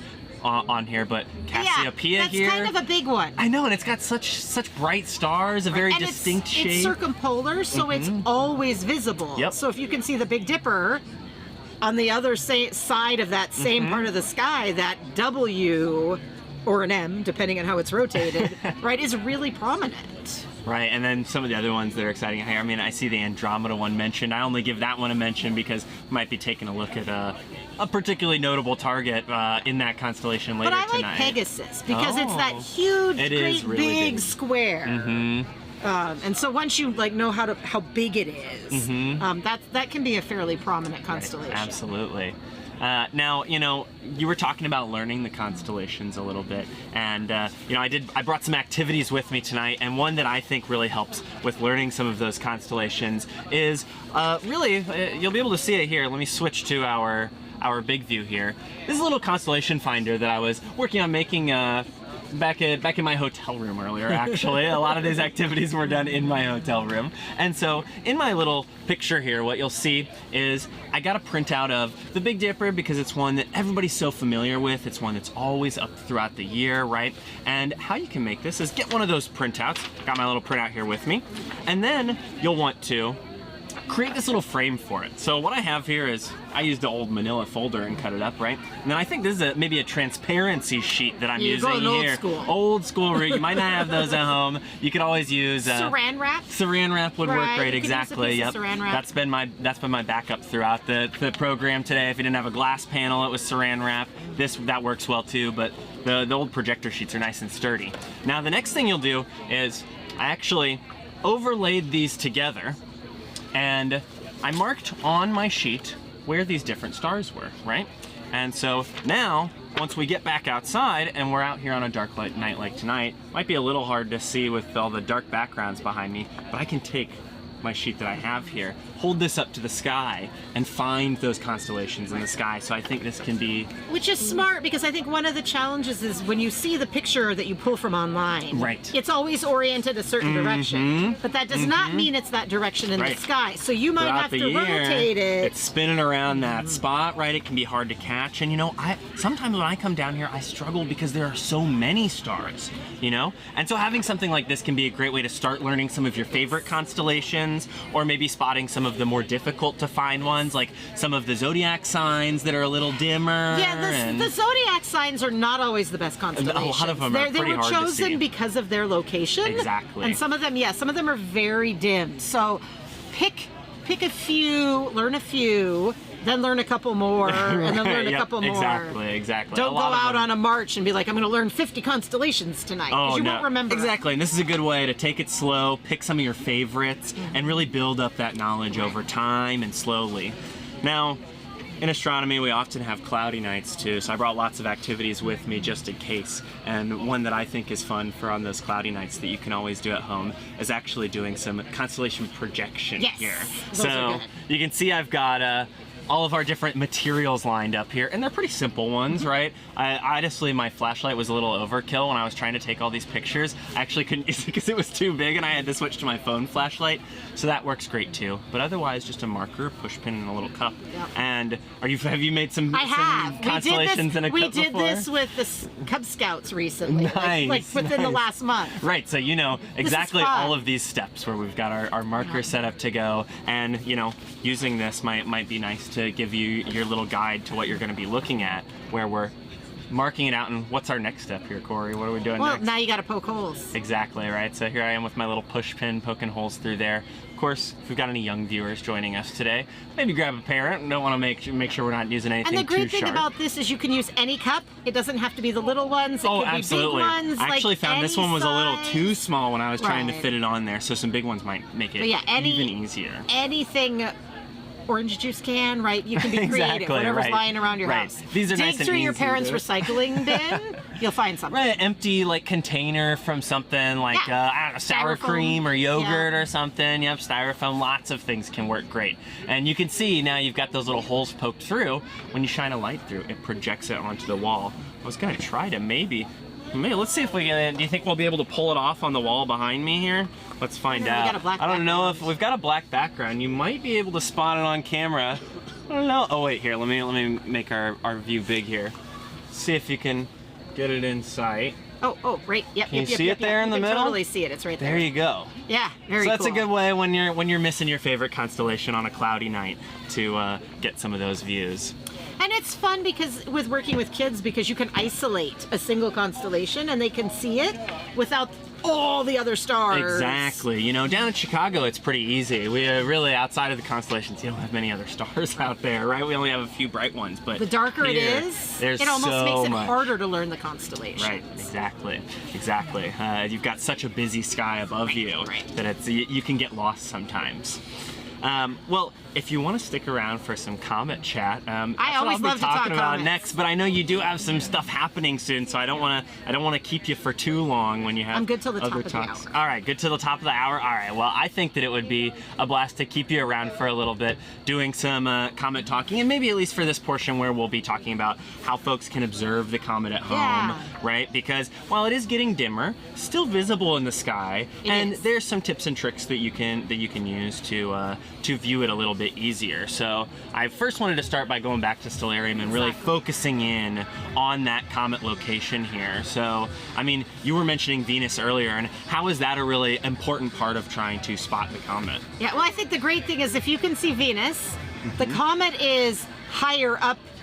So if you can still see Venus, you know you can see the comet. It definitely hasn't set yet. Right. And it's going to be in that part of the sky. Now, it's not too close to it. And this is where Stellarium is awesome because it will Right. point out the comet so you know what part of the sky to look at. Exactly. But look west, see Venus, you're facing the right direction. Yep, and you know, another really great thing that we were doing a couple of nights ago to work on getting some good views of the comet, and when it is, you know, getting kind of dim now like it is, we were battling the full moon the other night when we were out here, was snapping some shots with your phone. So you were experimenting a little bit with this as well. So Yeah. how can the people use their phones to capture this comet? Yeah, so I didn't see it very well the other night. Like I was trying to find it. So what I was, make sure your phone's on dark mode so it takes longer exposures.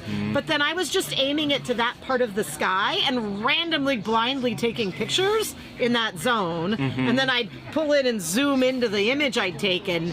And I actually got a beautiful picture of the comet, but it's not really because I was aiming at the comet. You can use your phone to figure out what part of the sky to look in, and then Exactly, right? Kinda It can really randomly help look at give you some pictures. reference, right? I mean, one thing that I liked about this picture that I took the other night is that it didn't just include the sky, it included the ground too, and that can always be a really helpful way to recognize where things are, is knowing, all right, I need to be looking right above this particular branch, right, or this particular tree, and so I think that's a really helpful way to spot And then it. once you get it in your phone, you may be able to see it with your naked eye now that you know where to look. It's Right. pretty faint. You need to be somewhere fairly dark, but camera on your phone will do this. Like, you don't have to have anything special to Right. get these images. Now, phones do these days, adjust their settings pretty naturally to the conditions outside. But if your phone has like a dedicated night mode or a way to extend your exposure longer, I captured this shot by doing a 10-second exposure of that area of the sky. And I think mine was doing 3 seconds. You were just doing so 3 it seconds, and you doesn't still even got have to and see I it in still there, saw yeah. it. But I also found with mine, I found that when I zoomed in, that 3 seconds gave me a better shot than when I was zoomed out. So. And one thing that's really important when you're doing those long exposures is keeping your hand steady throughout. Take a deep breath, hold your breath. Yeah, I'm a little bit of a shaky person naturally. I got real shaky hands, so I was actually down on the ground with my knee up like this, propping my phone against it, so it can be good to find a table maybe to lean it on. On your back deck, on the railing. Exactly, a railing, that's a great one. Top If you of your have car. a tripod, amazing, but find something to lean it against, and that can really, really help. Yeah. Now, this was a view from a couple of nights ago, but one thing that I wanted to offer is that we do have a live view of the comet tonight that I wanted to bring in here quick. Yeah, coming in from one of our telescopes just off to the left side of me over here. So this is a live view of the comet, and wow, look at all of that beautiful detail that you can see, the stars behind it.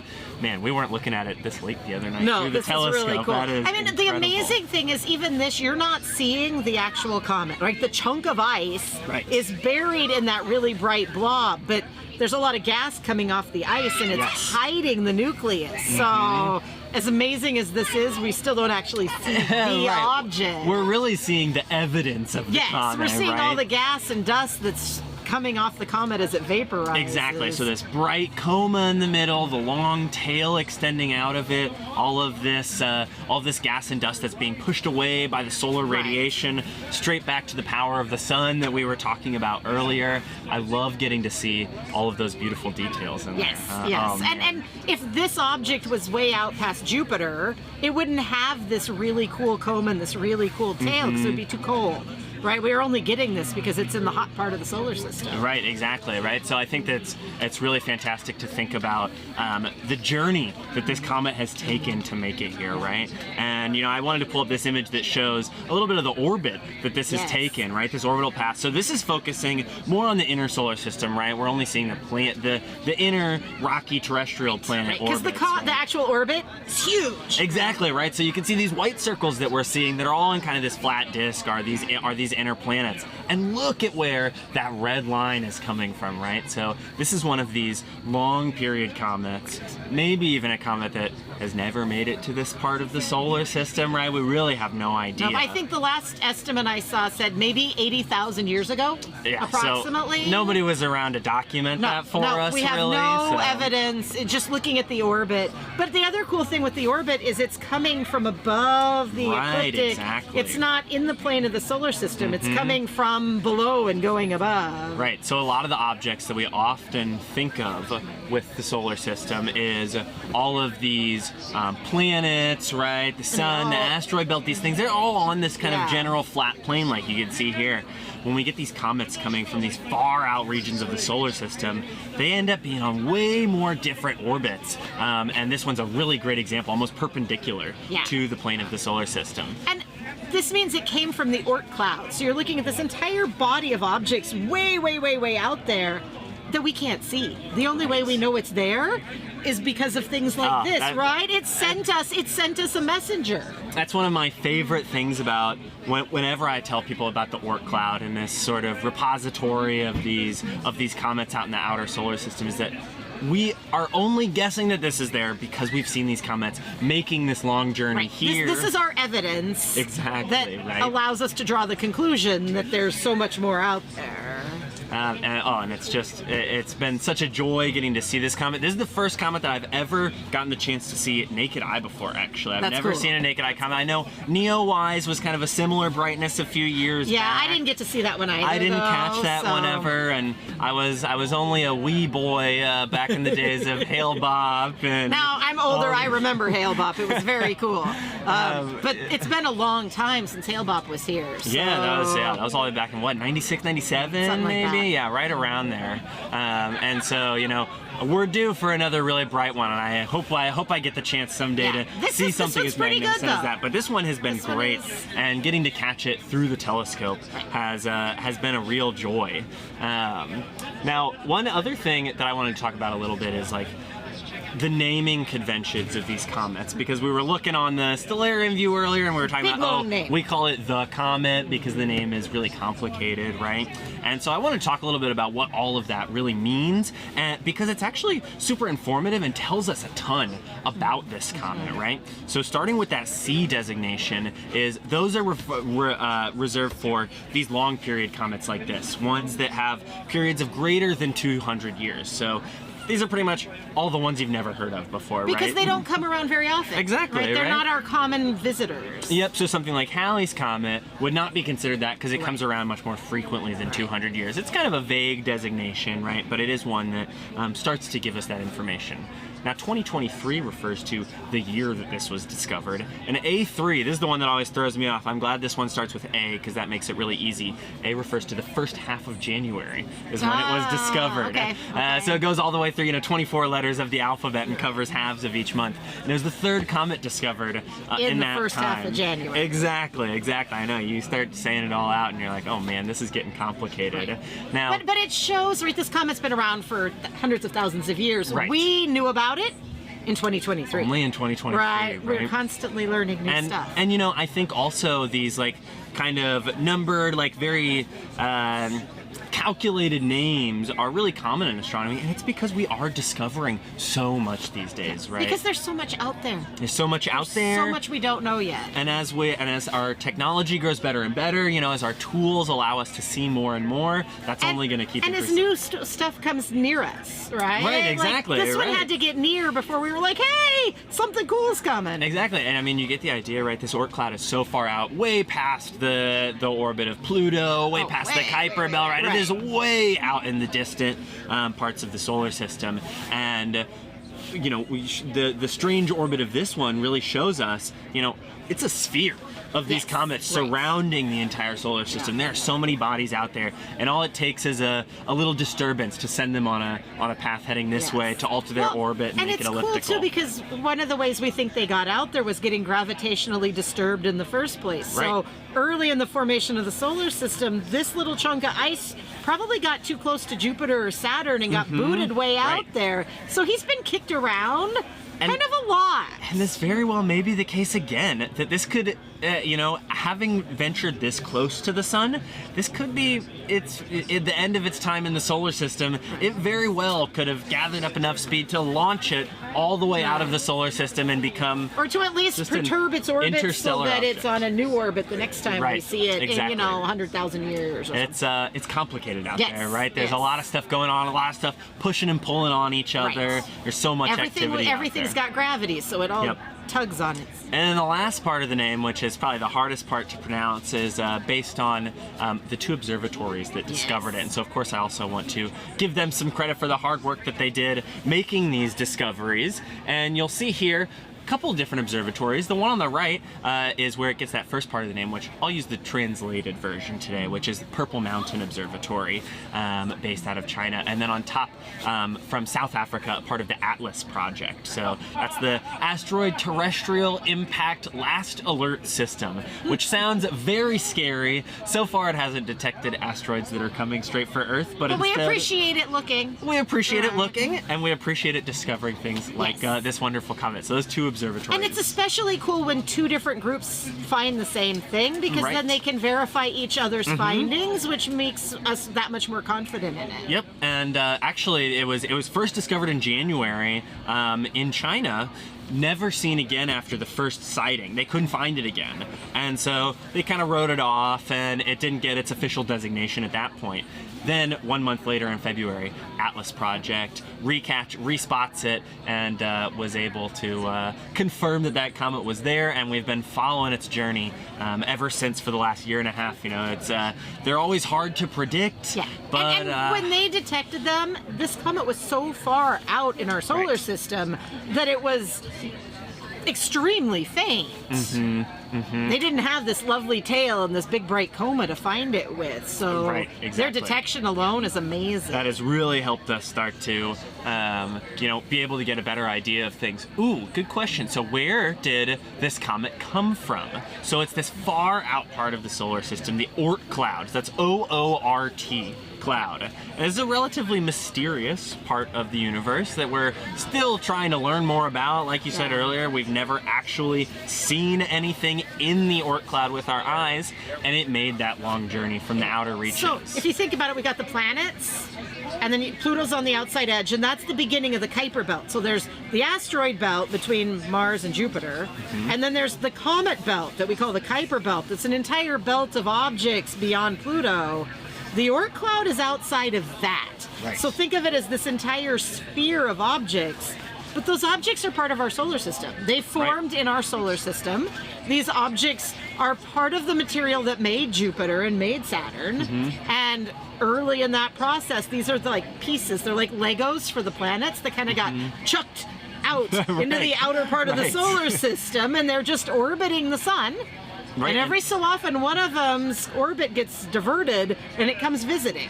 And this is our newest visitor. Exactly, one in a long series of comets that have made their way into the inner solar system, graced our skies with these beautiful views. Now, I do want to be conscious of your time because I got to get out of here soon. So.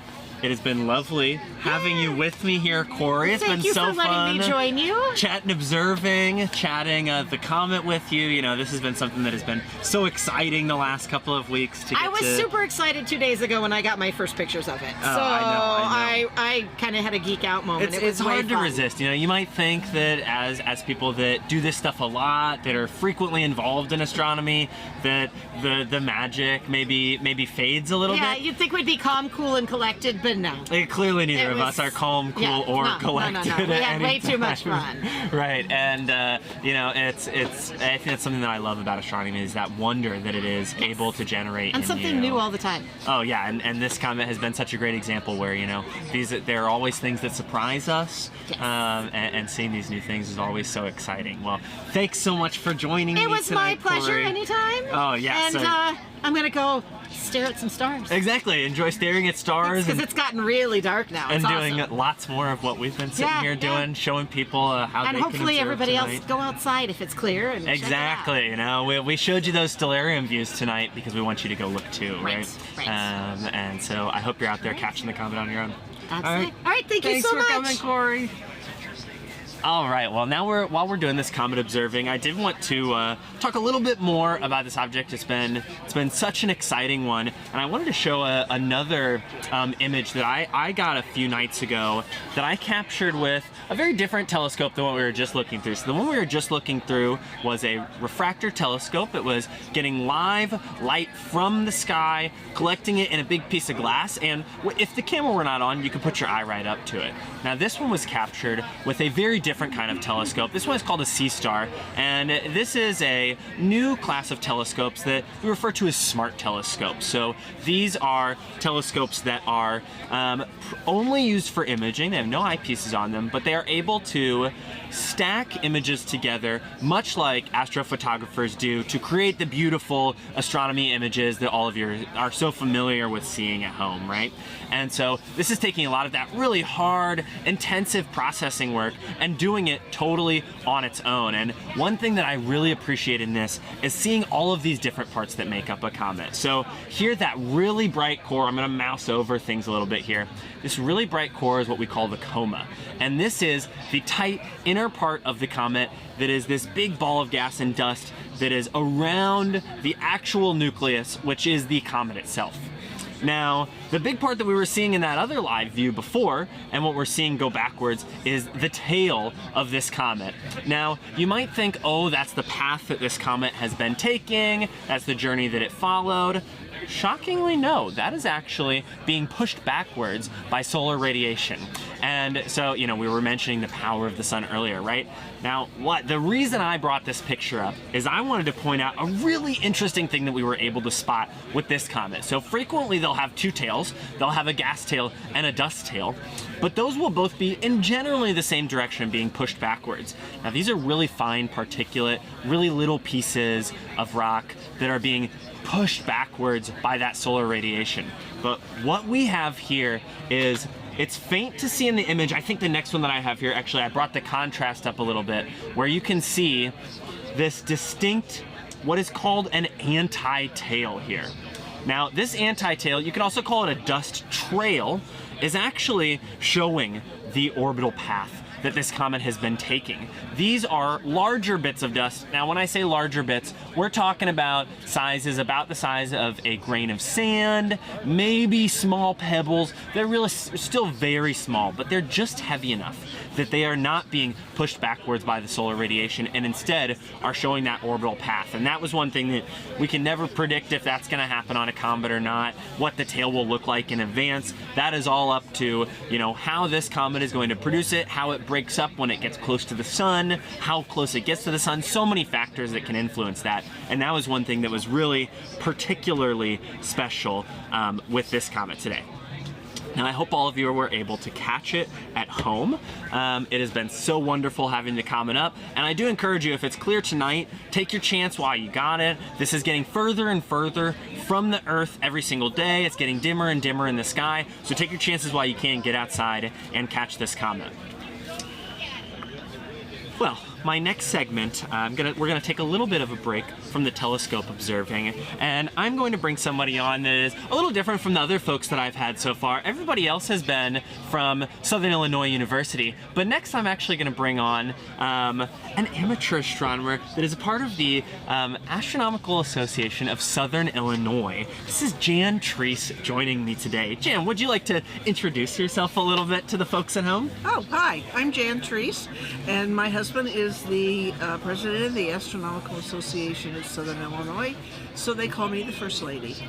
Oh, well, I am so honored to have the First Lady here with me today. You know, Jan, it is always such a joy to get to talk to you and everybody in the astronomy club down here. Every time we come down to Southern Illinois, you guys are always there alongside us at every one of our programs, helping us with telescope views. And, you know, amateur astronomers are such an essential part of star parties, right? And bringing this community together. And so I thought, you know, it would be such a bummer to come all the way out here and only talk to professionals. You know, we got to talk to people that are really putting their boots on the ground, getting these telescopes out there for the folks. So I wanted to just talk to you a little bit about your time in astronomy. I know Harry's really brought you into this world, and you have really dove in head first. So what got you started in astronomy to begin with? Well, being married to him, and you know, he's been in the club for about 20, well, the club's about 27 years old, and he's been in it from the beginning. And in the beginning, I didn't participate because I had my own things going on, but the last 20 years or 15 years or so, I've been involved too, and it's a really great organization and a great place to meet people and to do the stars and get to work with you and Michelle. Oh, and that's very kind of you. Yeah. We always love getting to see you guys when we're down here, and you know, it's also a really important part of what we do at the planetarium. You know, always on our Sky Observers Hangout shows, we're shouting out all of our huge slew of volunteers that love to come out and help out with us and do all of this observing. And it's really, you know, I don't know if other scientific fields have this because I haven't been such a deeply involved in them, but seeing the way that passionate people like yourself and everybody else in the astronomy clubs really connect with it is always so wonderful. And I wanted to shout out the little logo here on Jan's jacket. Jan's always there getting the word out about the astronomy club at all of the events and really sharing things with people. Now, one thing I always love to ask people when I'm out with them is, you know, I think one thing that is wonderful about astronomy is the memories that it creates for you, right? And those can be community-focused memories or astronomy-focused memories. But I want to hear about one of your favorite observing memories that you have. Some of your favorite times out with the club. Okay, well, my favorite is always the first time I saw Saturn. It was like everyone else that sees Saturn. is that really a picture or is that really Saturn? I know, it is such yeah. a special moment, right? Each time you see it, it's just wonderful. I know, it's one of my favorites. I've really been enjoying, we were just pointing out that it was visible up in the sky tonight and talking about it, and I've been loving having it back up in the sky recently because it's such a joy to share it with people, to show people Saturn. You said how magical your first time was, but seeing other people see it for their first time can be just as magical, too. right? Yes, it is. Yep. It's great. It is. Now, at the beginning of the show, we were talking eclipse, and of course, you were lucky enough to be down here in Southern Illinois for the eclipse back in April. What was your eclipse experience like? This year we chose to stay home, and it was wonderful. The first eclipse was very hot. We were in the stadium, and we didn't get to see much, and this one was just very laid back and very great, and it was just magnificent. I was just watching it on the big screen over there again, and it was... Oh, I know. I was watching that video last night when they sent it to us, and I was getting choked up watching it, bringing back all of those memories. To be able to see that twice in just a few years. I know, from right here in your home, huh? And not have to go anywhere. Yep. Right. And I actually had kind of the reverse of your experience with those two eclipses. Back in 2017, I had this more kind of solitary eclipse, right? Where it wasn't my house because I wasn't lucky enough for a total eclipse to pass right over my home, but a little place that we were renting. It was me and my family getting to observe it. And one thing that I really noticed then was all of the animals around me. I'm sure you were able to really recognize that at your house, right? And then being in the stadium, it was so different, feeling the energy of all of the people around you, right? It's such a different experience, and I think it really shows, that really important community element of astronomy, right? Now, I want to ask you, as you said earlier, it was your husband Harry that really brought you into the astronomy world. So you didn't necessarily join it by choice, but you've been very deeply involved and have had a great time with it, right? Well, if I want to see my husband, I have to. It is my choice. So something I want to ask is, we might have some folks joining us online that maybe have never been to a star party. Maybe this is, their introduction to astronomy. If somebody ever asks you, should I get into astronomy as a hobby, what would your answer to them be? Oh, by all means. I've talked to several people already tonight who, come and join our club because we have telescopes that we can loan out to you. You can see things with binoculars, and you don't have to have that equipment in order to be an astronomer or to go out and look up at the sky. Absolutely. We were talking about naked eye astronomy earlier, right? Things like spotting the planets out or observing constellations, right?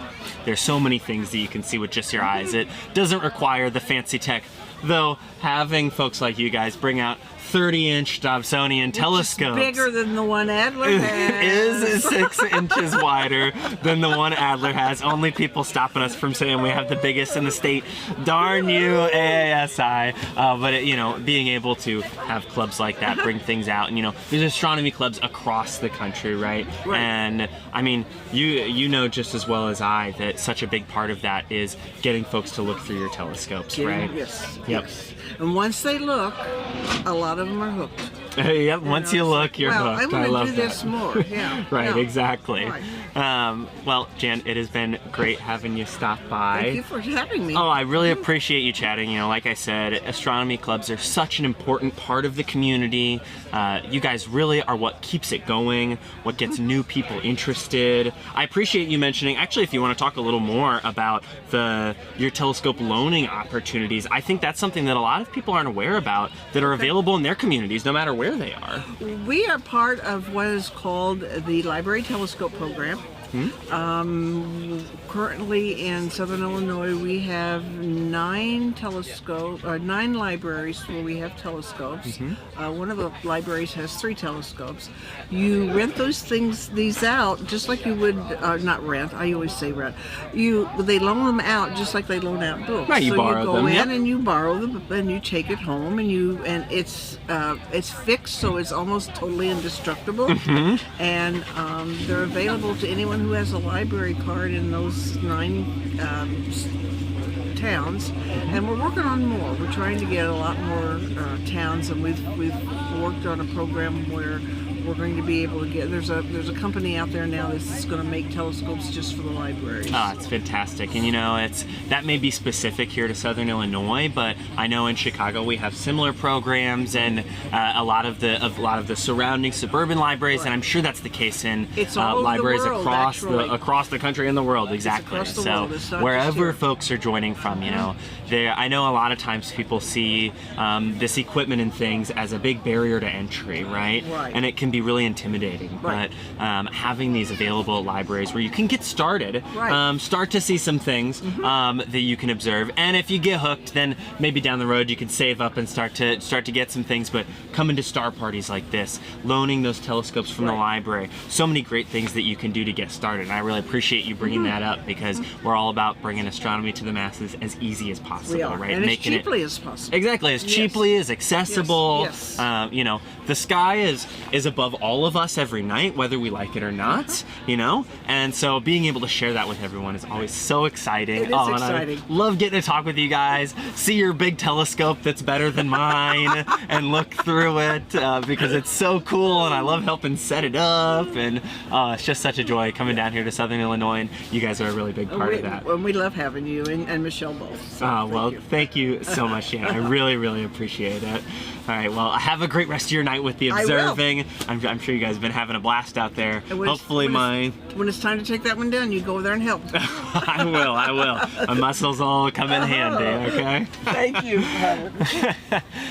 All right, well, that was so wonderful, and for the last hour of our show, we're going to do a little bit of additional telescope observing and continue to looking at some objects now that we're starting to get some darker skies here, and we're starting to be able to see a lot more things pop out. We wanted to focus on the comet earlier, but if you need to come over here and do any tech stuff, you're welcome to. Okay. And so, we wanted to focus on the comet earlier because it was going to be tough to spot as the night went on, as it dips down lower in the sky. But we've got tons of other objects that we're going to be taking a little look at tonight as it gets darker and as we're able to see tons and tons of new things. Now, this first image that I'm going to pull up here is actually not one that was taken live tonight, but was something that I wanted to mention because it is something that is very prominent in the sky right now and something that you might be able to take a look at. And that is, we mentioned Saturn earlier, but I wanted to show this view of Saturn that was taken through one of our telescopes at the planetarium. But also, I wanted to mention Saturn because if you've got a telescope at home or even binoculars, you might be able to spot Saturn right now. It's up in the sky, it's super visible, and there's something really interesting that's been going on with Saturn recently. So this image was taken a couple of years ago, and you'll see that these rings are really nicely tilted to the side. They're very visible. You can really see that Cassini division there.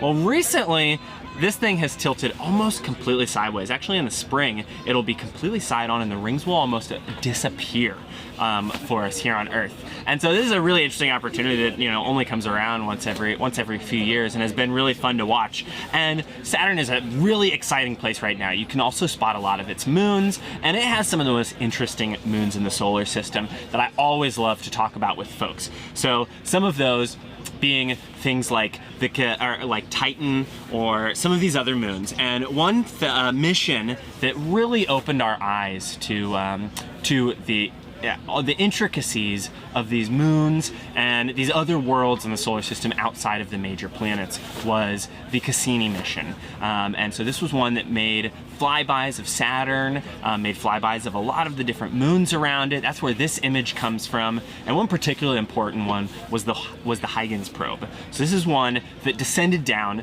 to the surface of Titan, sending us the first images back from one of these other moons, other than our own. And such a stunning image, and a place that we're hoping to revisit again soon. We have a mission, the Dragonfly spacecraft, which is almost it's a drone and very similar to a helicopter that has been, now really taken off since sending the Perseverance and Ingenuity, the helicopter, to Mars, that has been doing a spectacular job, flew so many more flights than was expected of it, and has been really, really successful up there. And so that has been a really exciting mission mission to watch and has really inspired the stuff that is going on Titan, and hopefully we'll make it there by 2030. Not too far from now. So that is a really exciting one that we are looking forward to in the coming years. Well, Saturn's an easy one to observe, and I'm sure lots of you are able to spot that at home, but one thing we wanted to do tonight is take advantage of some wonderful imaging telescopes that we have and spot some of the more difficult to view targets. So I wanted to bring another guest up with me, Richard Danley, who I think should be around here in the dark somewhere. Sorry, I can't see anything behind the lights. I'll have to wait quite a while after this show before I can really do any solid observing. But Richard Danley has been doing a ton of work tonight, manning all of these telescopes. He got us that view of the comet that we were observing earlier. Yes. And you know, before we start talking about the specific objects that we are looking at, Richard, I think it would be great for you to introduce yourself a little bit, talk about your involvement tonight and throughout the project here at SIU. So my name is Richard Danley. I am the lead of the astrophotography group with SIU. We started this group last year, right around this time really, and it was mostly to prepare for the eclipse back in April. And we had to really crunch down. I had to teach a lot of students how to use telescopes and take images very quickly, and we did. We had a great show come out in April. They learned a lot. But I taught everybody, so why stop there? And the big part about SolarSTEAM is to continue on the project for a couple of years, and so that's what the astrophysics or the astrophotography groups continue on. Right, we had Harvey on earlier talking with us about the history of SolarSTEAM and all these eclipses that you guys are hoping to chase in the future, and you know, of course, those skills apply beyond the daytime and into the nighttime as well, right? So I think we should get to observing some of these objects because you guys have been doing an amazing job pulling some beautiful images tonight. I've been sitting over here seeing them on my screen every once in a while. It's been worth getting on the ground, running cables all evening, and exactly, it's right. good. Couple of days of practice and really getting this stuff prepared. So, do you want to introduce us to this first object that we have here in our sights right now? So this is the Lagoon Nebula. I can't remember if it's an emission. I believe it's an emission. I believe it's a reflection nebula. So the difference between that one is it's light reflecting from bright objects in the foreground that are reflecting to dust in the background and then reflecting back to us, instead of emission nebulas where it's light inside the object that's kind of shining out. And this is down in Sagittarius, and I believe it's a beautiful nebula. It gives a great field of view. That's one thing I'm noticing is how large this is, right? I mean, we were observing the comet through this earlier, and it is massive, right? The longest estimations for the tail that I've seen were upwards of like 10 degrees. Yeah. So to give you some perspective, the moon's only half a degree across, right? So that is a huge object in the sky, and we were getting a ton of that tail. So seeing the Lagoon Nebula here really filling the field of view. This is one that's well known as a nebula that can be spotted naked eye in some really dark sights, and especially if you're using things like binoculars, right? And so this one is, wow, just an incredible view, and I love seeing all of those patterns in there. I did check to make sure we've got our stuff right, and this one is actually an emission nebula. It's an H2 region. Yep, this one's an emission, so this is creating some of that light inside of it. And you know, a little bit, I want to mention what this word nebula means. You'll hear this a lot in astronomy, and it's a word that can mean a whole bunch of different things, right? So here we're referring specifically to this certain kind of emission nebula, but really all a nebula is a big cloud of gas and dust, right? It's a really vague word, isn't it? It means, you basically have it down, is that it means a big cloud of gas or dust, or a diffuse object in space. Right, diffuse object in space is a good way to describe it. Up until the 1920s, they thought other galaxies were nebulas just because it's a dusty object in space. It's a nebula. Exactly. You know, that's something I feel like you find a lot in astronomy, is you'll see all of these different terms that, you know, they didn't really know what they were looking at when they made these names up, right? And so sometimes they're a little bit iffy. You know, one of my favorite examples is always how we refer to these big dark patches on the moon as lunar mare, right? Stemming from the Greek word for sea, right? Because they thought they were literally oceans on the moon, looking at them up in the sky, right? And it's taken centuries to make all of these discoveries and really uncover the mysteries behind these things. And so, again, we usually often use those definitions of things that we had in the past, even though we know it's not quite correct anymore. Right. Yeah, we're kind of stuck with the terminology, It but works. exactly, the terms work, and we make lots of distinctions. We were talking about the sun earlier and comparing prominences to filaments and how they're really just the exact same object, but viewed slightly differently, right? Now, one question that I have about this image while we're pulling it, and I don't know if you'll know the answer to this, but something that has piqued my interest is I'm seeing some darker patches in here. So this one down here, this one up here. So those are not actually part of the nebula. Those are actually issues with our camera. I was wondering if those were perfect. camera things or what. That's why I wanted to ask and see. I wasn't familiar with them. If we ran corrections on the camera, we're running fast tonight. We're not taking amazing images. We're trying to get images out to you as quick as possible. Oh no, absolutely. I would correct those out, but for what it is right now, I actually think that brings up a great point, because we were talking about I was talking about the Sea Star on the show earlier, and how much it has, flattened this big complicated process into a really simple one that is happening in the machine. So I think you'd be a great person to maybe talk to the folks about, what really does happen for astrophotography, because I think a lot of people that aren't very familiar with astronomy, they see these beautiful images and they think, oh, that's what it looks like through a telescope, right? But there's a lot of work that goes into it, right? Yeah. What all kinds of processes are you doing to create those beautiful pictures? For these, well, I know these ones are simple. If you were really going all out, right now we're doing live views of these objects, right? Really quick and dirty, trying to get it to you so that it feels like a star party, right? But if you were really going all in and trying to process things, what are the steps that are involved in that? What we would do is we would take a lot of several minute exposures. I think these are running at 15 seconds. We'd be taking 5-minute exposures with very little gain, so there's not a lot of static in it. And we would take those, and we'd take a lot of them, probably run the whole night, and then we would stack the images together. Right, and I want to reiterate, a whole night looking at just this object, right? Not looking at different things, looking at one thing. One object. And we would stack these together, and by that it's stacking. You take one image and you put the image over top, and you put the image over top again, and eventually those little details come out. And you will get the issues with your telescope coming in or your camera coming in, and you correct those out by subtracting some stuff and dividing some stuff. Right. With your flat frames and your dark frames and everything like that. Exactly, right? And so they're correcting for things like hot pixels on your camera or dust that's somewhere in there. Anybody that's ever joined a Sky Observer's Hangout stream is very familiar with the dark ring that you'll see in the bottom left corner of all of our images. That's a piece of dust on the primary mirror or something like that. And it's annoying, but it'll drive you crazy, but you can correct for it, right? And I think talking about these long exposures that you do is really helpful too, because I think one thing that's really important to know when it comes to astronomy is that one focus of telescopes is that they are magnifying, right? That they are providing a zoomed in view, you might imagine, of objects. That's not necessarily the main goal, right? No. What would you say is the main goal of the telescope? The main goal of the telescope is to collect light. So exactly. That's all telescopes. Their job is to collect light. So compared to your pupil, which is between 2 millimeters and 7 millimeters across, depending on how bright it is and what your age is and everything like that, compare that little tiny spot to a 100 millimeter telescope, which is going to be about that big around. It's going to collect a lot more light, and it's going to take that light and it's going to, visually, it's going to bring it down into a very, very small area that your eye can actually interpret.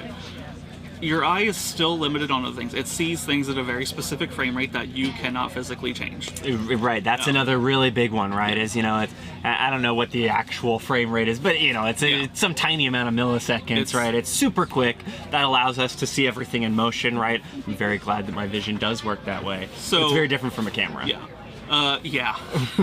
So for like the Lagoon Nebula, what we have up, you would see a little bit of a hazy patch in the sky, and it's not going to look like much, even if you were just running at the same frame rate with a big eye, it's still going to look cloudy just because you can't get those details out without having that long exposure. And that's the kind of the limitation between astrophotography and a visual telescope, is because you're able to set those. You're able to set that exposure time, and it allows it to pull in all of that data. Exactly. Now, good example is often people will get telescopes and they'll see these, oh, look at Andromeda on the side of the telescope, and it'll show all these details. Right, absolutely. You're not going to see that visually. You're going to see a hazy patch in the sky, which is great. Sometimes you can pull out fun stuff from it. Yep. But you need to have realistic expectations. Expectations is a really big part of astronomy, I think. They're called faint fuzzies for a reason. By Exactly, right? And you know, there's some objects that I think look better visually than they do through a camera. Something like the planets, I think, look amazing. are so incredible visually. I mean, the moon's incredible visually and through a camera, but it never fails to impress. And then some of these other brighter objects, things like the Orion Nebula, can be really beautiful visually, globular clusters, things like that. But there are some of these like really massive, very dim objects like this, or Andromeda is always my favorite example to give, because, you know, one thing that I think always shocks people is if you were able to see the Andromeda galaxy with your eye, it's 6 times the size of the moon in the sky, right? It is massive.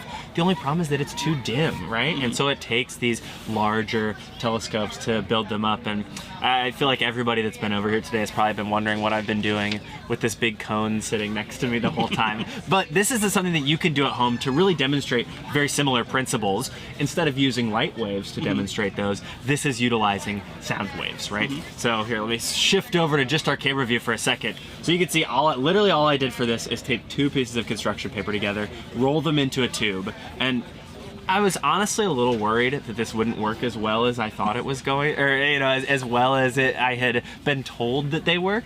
And so I was in my hotel room taping this together, and I went all the way over to the door, and I was like, all right, I can hear the fan, but just barely. And I held it up to my ear, and I was like, oh my God, I really can hear it a lot better. It's a great demonstration of those kinds of principles, right? And that is the exact same thing that something like this telescope is doing. So this is a picture of the telescope that we have at the planetarium.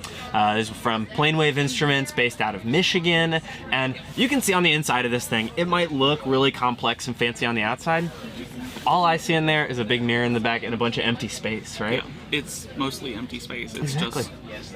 The mirror is the telescope for the most part. Exactly. They're really simple machines. I mean, you can see on this one, we've pulled the shroud down. There's not even anything protecting the sides, right? It is literally just a big mirror and a couple of other little mirrors and lenses in different places, right? So they're simple machines, but they do such a beautiful job of collecting, you know, all of this extra light so that we can see these kinds of objects. Now here we might have some other stuff in view over there. Are there any other objects that we can switch over to tonight? We do have M13, the Great Cluster in Hercules. Ah, I love this one. This is one of my favorites to observe, and wow, this is a really beautiful view of this. So, Richard, do you want to give us a little intro as to what we're taking a look at here? What you are looking at is a globular cluster, or globular cluster, depending on how you want to pronounce it. And these are, there's a little over 100 of them within our galaxy. Can't give you an exact number, but what these are very, very tight balls of stars. A few, smallest ones a few 100,000, the biggest ones a few million stars in a very, very tight area. So if you look closely, you'll see some like high defined stars, and you see this bright area in the middle. That bright area is millions of stars. Many are too dim to see.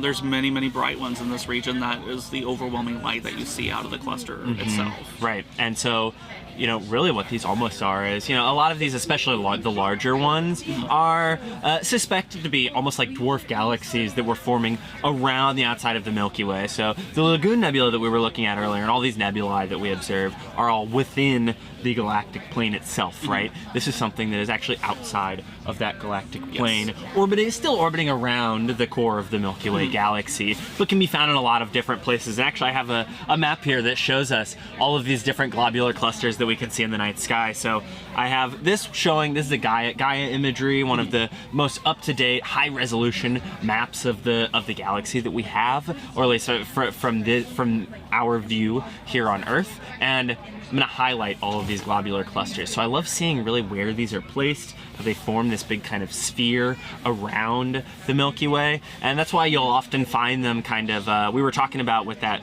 big, with Stellarium earlier, and talking about Sagittarius in the Lagoon Nebula, of course, being in Sagittarius, as that being really the core of the Milky Way. These kinds of objects will sit beside those in the sky, right? And so I want to get back to our beautiful view of actually, if you go back to that real quick, I don't know if you mentioned it earlier, if you look towards the bottom right here, you can actually see the two dwarf galaxies that orbit our own. Right, much larger dwarf galaxies down here in the Gaia imagery. And to give you kind of an idea, that's the large and small Magellanic Clouds. And, so not visible here in the northern hemisphere, but visible very well in the southern hemisphere. I was actually really disappointed a couple of weeks ago, and I was in Argentina and I was trying to go out and see them. Well, unfortunately, the city that I was at, when I escaped some of the light pollution and got down south, there was one really big thing blocking my view. It's the Andes mountain range. That was what was to the west. Can't do anything about that one. No, I can't do much about that. And it was a little bit past prime viewing season for them. So that was a little bit disappointing to lose out on. Yeah, so some really beautiful sort of dwarf galaxies that orbit around. Can you get M13 back, the globular cluster? That'd be awesome. There we go, perfect, thank you. So we'll shift back to our live view here because there's still a lot of really interesting stuff that I think we can talk about with these globular clusters. So one thing that we have found in these is that they have a really high percentage of very old stars. And I think this starts to reveal kind of the formation of these objects and how they came to be, right? Is these are dating back to really early times in our galaxies. They're very old objects. And so the only stars that we see remaining are these really old ones that remain. Stars like the sun, maybe a little bit younger, maybe a little bit older. If you go into astronomy and astrophysics, you'll learn things like HR diagrams that'll tell you where the turnoff point is for ages of stars and everything like that. And we can look at these and determine, judging by each star that's in there, we can kind of get an idea of how old they are just by the age of the stars and the brightness of them and what stage of life they're in, by looking at these clusters. And they are very old. They're billions of years old. And they're still staying in a nice tight ball that they formed in when they came out of the same gas cloud.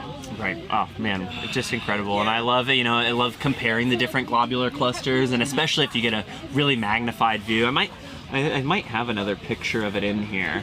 If you get like a big magnified view like this, which was through the 24-inch scope that we had up earlier, you can really start to make out some individual ones and get better information about all of these different ones, right? Taking a look at their spectra, even just the color of these stars can start to reveal things to us, right? You'll notice you don't see a lot of like blue tinted stars in an old globular cluster like this, because those are stars that are burning really hot, really bright. That's what gives them that blue color. And they usually only last a few million years. Exactly, they fizzle out pretty quick, right? Or at least pretty quick relative to star terms. On an astronomical time On an astronomical time scale. There's a reason we use the term astronomical, not just to describe things in space, but also to describe very grand things, right? And so, you know, some of those shorter-lived stars, we're not going to find those in these globular clusters, and I think it's so interesting to know about that. Now, one other thing that I wanted to mention, because we have, while we've used some words, like some terms for this, like the Great Cluster in Hercules, we also might have been dropping some terms like M13, right? And I think it would be good to explain to folks a little bit what that is really referring to, what that means. Yes, so M13 is, over the past few hundred years, we've had different astronomers that have created kind of their own catalogs, and there's you can look online how many catalogs they are. There's many so many of them, right? Any object that people label M whatever is going to be from Charles Messier or Messier, again, depending on how you want to pronounce it. Charles Messier was a comet hunter, and he made a list of 100, and there's a little bit of debate on the exact number, a little over 100 objects in the night sky that he specifically identified as not comets, and we're not of great interest to him. Exactly. I love the way that this catalog has come about, is that he was writing them down so that he could avoid them. Yeah. And then, you know, I mean, look at what this catalog has blossomed into today. You know, I mean, people utilize this as a starting point for observing deep sky objects, right? Taking a look at things outside of our solar system and really kickstarting it. And people even do the Messier Marathon, where they try to look at every single one of the objects in a single night, you know? It's really taken over the kind of amateur astronomy field these days. And it's tough, but it's doable. But it's hard to get them all in there. It's kind of fun to do. I'm definitely not at that level yet. I have a great respect for anybody that can pull that off in a night. But I love that story of stemming from him trying to avoid comets. Oh, lost our globular cluster give it there. They may have saved. Right. Give it just a minute. Well, it's all good. But really, you know, stemming from somebody trying to, oh, there it is, it came back. stemming from trying to avoid looking at these objects. I mean, we took a look at a comet tonight. Yeah. This looks pretty different from it, but he was, of course, doing all this stuff visually with the eyepiece, and it's all those faint fuzzies like you mentioned before, right? The telescopes you buy today are going to be much, much better than what he was working with. So to him, these were just little tiny blobs in the sky that really didn't have a whole lot of detail, and he would observe them, and he's like, it's not moving, it's not a comet, I'm going to go look somewhere else. It's only in the modern times that we're just like, hey, the stuff that he didn't want to look at is what we do want to look at. Yeah, it's actually really interesting, cool stuff to see, right? And, you know, as we were talking about earlier, comets don't come around super often, especially not bright ones that are really nice and visible. And so the Messier catalog, all these things are always around, which is really nice, right? Now, I wanted to check and see if we've got any new feeds coming in other than these couple of objects. If not, I had some images pre-saved. Well, I haven't moved them over to anything else yet. Anything else? Well, if you, it has been wonderful having you with me, Richard. If you would like to go and catch some new targets for us, we've still got some time taking a look at things, maybe get Andromeda in view. We're definitely going to do Andromeda. I think I can get a good image of Andromeda. I think that would be great. You know, any other kinds of like planetary nebula, if you want to give them a shot, would be a lot of fun. And then we'll be ending the night off with a little view of the moon, which is just, I could just barely start to see it coming over the trees right there. There's a tent wall in the way, so I can't see it. You'll see it soon. You'll see it soon, but we'll catch that towards the end of the night. So, Richard, it has been such a joy having you on here. Thank you for providing us these magnificent telescope views tonight. We really appreciate it, and your insights have also been really wonderful. So, thanks for coming on and sharing that stuff with the people here. All right, thanks so much for coming, and we're gonna keep rolling with how we're observing here on the stream. So this globular cluster has been great, but I want to take us to look at a couple of other objects that I had brought up tonight, just in our journey of taking a look, and we'll see if any of these, while he's getting set up on some new objects, we'll see if any of these come up later. So, you know, once you move beyond the solar system, where we have the really obvious objects, things like the planets, the sun, the moon, these things that we're very familiar with in the night sky, we start to get into what is called these deep sky objects. So these are things in the galaxy that extend beyond our solar system. So these are all those faint fuzzies that Richard was mentioning, right? And so these are things like nebulae, other galaxies themselves. Another one that is included in there is like those globular clusters, right? These are all these deep sky objects that are really the next step after you learn about all of these solar system objects. After you start to observe those, the next step is always to take over these deep sky objects. Now, we were mentioning the really wide range of nebulae that there are out there, and some of my favorite to observe are something called planetary nebulae. Now, this is another one that is a little bit of a misnomer. These, in fact, are not planets. As I mentioned, these deep sky objects are all things outside of our solar system, and we can't spot any planets outside of the solar system from here on Earth, at least not with standard telescopes that you would be looking through. Only a very few select exoplanets have ever actually been directly imaged before. So what we are taking a look at here is a planetary nebula, and they're called planetary just because they kind of look like a planet. That was the thought process anyway, and so you can imagine why they might have thought that. They have these very distinct, crisp edges. They're very colorful, like a planet is, but learning about what these actually are is, I think, even more interesting and exciting to hear about. So how these planetary nebulae are formed, and this picture can start to give us a little clue of that, or maybe even this next one does an even better job. This is one called the Ring Nebula.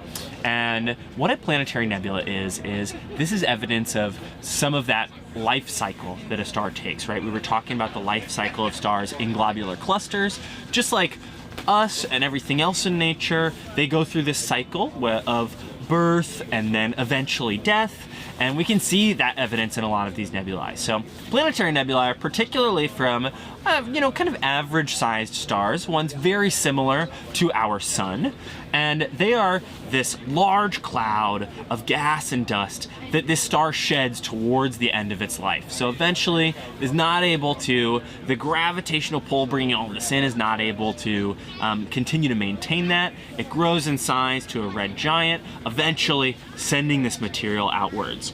Now, observing these planetary nebulae is really fun because these are actually pretty short-lived objects. They don't last forever. They're in the time range of just a few, like, tens of thousands of years. Really pretty brief compared to everything else that we talk about, right? We were talking about, you know, this astronomical time scale earlier. These objects actually live a little bit more on an earthly time scale, at least, just to, you know, maybe 10, 20,000 years. Now, some other things that I notice when looking at this planetary nebula here is the beautiful different colors that we're able to get from this. And these colors can reveal a lot. And I think the dumbbell in particular really gives a great view of these different colors that we can spot in a nebulae. So you'll see these kinds of red areas that I think give it that dumbbell name, right? These red shapes around the outside, extending across the middle. And that red color is coming from sulfur and nitrogen that was ejected out from the star.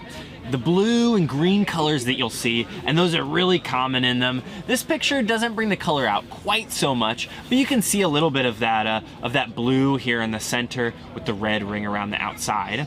And that blue is coming from oxygen that the stars are sending out. So all of these different things that are kind of these leftovers as the stars are expelling things out. Another thing you might notice is that those stars do still remain, but they reach this very different stage of their life called the white dwarf stage. I think that really stands out well in the Ring Nebula, where you don't have a lot of this nebulous gas and dust in the way.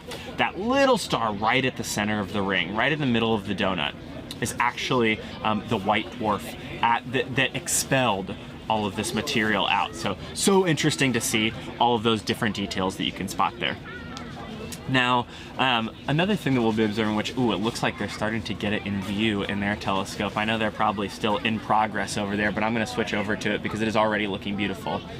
This is the next object I wanted to talk about. This is the Andromeda galaxy that we are seeing here. Now, this is the one galaxy that is, you know, a full galaxy outside of the Milky Way that you can technically spot with the naked eye. It will take we lost it there a little bit, but it's just taking another image here. This is the one galaxy that, from a very dark site, you can actually see with the naked eye. So this is our nearest galactic neighbor, and there's actually a lot of people talk about this story of Andromeda potentially making its way over here. Well, we lost Andromeda there for a second, but that's okay. I'm gonna cut back over to my slides here for just a moment. Oh, it's all good. No, it's working out the telescope views. Catching a bunch of new objects is pretty tough. And so they are working on getting those in. Richard was really downplaying how difficult astrophotography is, how difficult getting these images is. There are so many different settings and things. That's good for now. Yeah, thank you. That's the one I was going to talk about for a little bit here. And it might go black every once in a while. It's just because they're refreshing a new frame. That's okay. Exactly. Yep. So basically, what he has to do is he's balancing out all of these different things. So exposure time, gain, all of these different settings that go into being able to produce these images to get the best views possible. So I'm going to start here with an image of Andromeda that I had taken previously. Actually, this was just from maybe a week or so ago through the sea star that I had mentioned earlier. And this is really taking a look mostly at the galactic core. So he was able to get a much wider field view through his telescope, take a look at the larger galaxy itself. And while we're on this topic of galaxies, I want to talk a little bit about the types of galaxies. So you might notice when you look at pictures of Andromeda, like this one, you'll see this kind of familiar spiral shape that we think of when we think of the Milky Way galaxy. And this is a very common type of galaxy that I think we're most familiar with, something that we think of first when we imagine galaxies. There's actually a pretty big world of galaxies out there. So this map is from Edwin Hubble.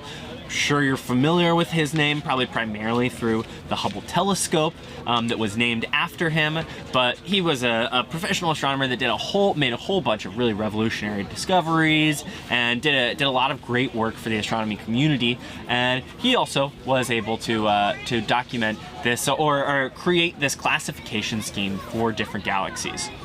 So Milky Way and Andromeda Galaxy are actually technically classified as these barred spiral galaxies, these bottom ones where they have a part that comes out a little bit more straight from the center and then starts looping around. But you'll also notice these other very different ones, the elliptical galaxies. And these ones are almost more like large, massive balls of all of these different stars clumped together. Ooh, sorry, I'm getting distracted by every little updated picture that I get of the Andromeda Galaxy. It's very exciting. This is such a fun one to observe. And so there really is a pretty big range of galaxies out there. And you know, I think something that you'll notice as we talk about all of these different objects today, as we mention, you know, these different things that the things like the comets, things like, so sorry, I keep getting distracted by my monitor over here. Things like the comets, you can tell, you know, the universe isn't perfect. You know, I know for us here on Earth, where we have these very consistent days and seasons, it feels very perfect and exact all the time, but really there is a whole range of, you know, there's so many things moving out there, influencing each other in so many different ways, that there really is it's a complex world out there, right? I think something that makes it seem a lot simpler to us here on Earth is that they're on such grand time scales, right? But these things are really very complex, and there's a huge range of kinds of galaxies, ways that they interact, ways that they form. You know, it's a really big universe out there, and uncovering that piece by piece is what's so exciting about astronomy. Now, while we talk about Andromeda, and actually I'll swap back over to camera 3 here, because we are starting to get another little view of the core of that galaxy there, is talking about the future for the Andromeda galaxy, and maybe actually the future of the Milky Way galaxy as well. And you know, whenever I mention this, or like the sun dying, which it will eventually, it'll engulf the Earth, you know, I always have to remind people this is happening very far in the future. Do not worry. But Andromeda and Milky Way are very close together, relatively, and as far as galactic terms, right? That is why it appears so bright in the sky, why we're able to get these beautiful views of it. And so what is actually happening is they are slowly drifting towards each other. And as time goes on, eventually these two galaxies will collide, interact, and it's really, as far as astronomy stuff goes, it's not so far, only 4 to 5 billion years from now. Now, while these galaxies do look very dense and compact when you're looking at them like this, there's really a lot of empty space in between the stars, right? The nearest star to us is 4 light years away. We got a lot of room in between us and any of the stuff far away from us. So it'll be a slow collision. It's not gonna be things like a bunch of stars smashing into each other like you might imagine. More than anything, it will be a very gradual kind of shifting of the shape of the galaxies, right? And they will go from, you know, really they're kind of these barred spirals that have these big long arms coming out of them with this dense, tight, compact core in the middle. And those shapes will get all kinds of topsy-turvy. They'll spin around each other. It will be, you know, I imagine a really interesting sight for folks in other galaxies in the future. If there's any aliens out there taking a look at us in 5 billion years from now, they will have a really interesting view of Andromeda and the Milky Way interacting in that way. Now, I like talking about, you know, this name Milky Way because it really shows, you know, how all of these names were stemming from just what we were seeing in the sky, our best guesses of what we were looking at, right? And the Milky Way, right, and this term galaxy really stems from how it appeared across the sky, right? Now, if you are in a bright place like Chicago, it is very difficult to view the Milky Way, right? You might see a few stars, those sorts of things, but you're not really gonna spot the big band of the Milky Way passing overhead. And actually, if I shift back, I don't wanna make anybody sick by shifting through my slides too fast, but if I come back to that view from Stellarium that we had up earlier, you'll see here, there's this path coming out of Sagittarius's teapot, this, well, Milky Way going across the sky, right? It's this fuzzy, kind of cloudy patch that spans across the sky. And so we call this the Milky Way really because it just, that is how it appeared in the sky, right? It's really, we describe these things exactly as we see them, right?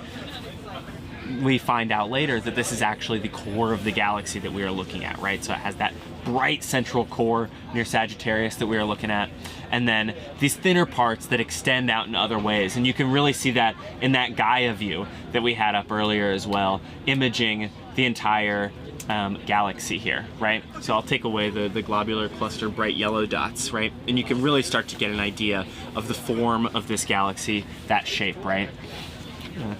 Hand back over to our live telescope views that they're working on getting some more objects in here. looking beautiful. Always so fun to observe. I hope that anybody that's joining us online is able to get outside and do some observations of their own. There's tons of really fun objects to be looking at tonight, from things like Saturn and the moon that is coming up beautifully now here in Carbondale, all the way to you know, other dimmer objects like the Andromeda Galaxy that we're really starting to get into view here. It's looking extra nice now. So I love in this image, you can see that really bright core, right? And that bright core is very telling of how galaxies form and kind of their general shape, right? Is at the, ooh yeah, now they're brightening it up a little bit. That looks great. So in this core, at the center of all of these galaxies, or at least our best guess is what's at the center of all of these galaxies, it's held pretty true when we've been looking at the cores of galaxies, is typically supermassive black holes. So you might have heard of black holes before. They are huge, well, they're actually not particularly large all the time. They're usually quite small, but very, very dense, heavy objects. So heavy that they are pulling everything in, including light, right? Even light traveling so fast is not able to escape the core of these galaxies, right? And so what that means is that those galaxies, they are holding that entire, or those black holes are holding that entire galaxy together. So just like here in the solar system, we've got the massive sun in the middle, right? 1,000,000 times the volume of the Earth, right? With all of these smaller bodies orbiting around it. Same with the galaxy, right? We have these massive black holes in the center with all of these different stars orbiting around it, much less massive than that central black hole. And so what you'll notice in these images of Andromeda, like this one, is that we have this really bright core where tons of stars are being brought towards the center, attracted by the really massive gravitational pull of that black hole at the middle of the galaxy. And then the rest of them, just like the planets are orbiting around the sun, the rest of these stars are orbiting around the outside, right? So even our sun is orbiting around the core of the Milky Way galaxy. We're pretty far out, so that period is many millions of years, right? It takes a very long time to make it all the way back to the beginning. And what that means is that, you know, that is, all of these objects out in space are constantly moving. Everything's really in motion and always changing. And something that's so interesting about astronomy is the way that all of these objects are very dynamic and fluid and in motion together. Okay, sorry, I had to catch my breath there a little bit. It has been such an exciting night of observing. I hope you all have been enjoying catching these objects with me tonight. Wanted to bring us back to our live view of Andromeda tonight. And one thing I want to point out here is we can also see down in the bottom right corner, actually another little friend making an appearance. That is not technically a part of the Andromeda galaxy, but is instead, just like we were seeing in that Gaia image earlier around the Milky Way, some of these little side galaxies, these dwarf ones that are orbiting around it. Do you have any other objects that we could take a peek at? Yeah, thank you.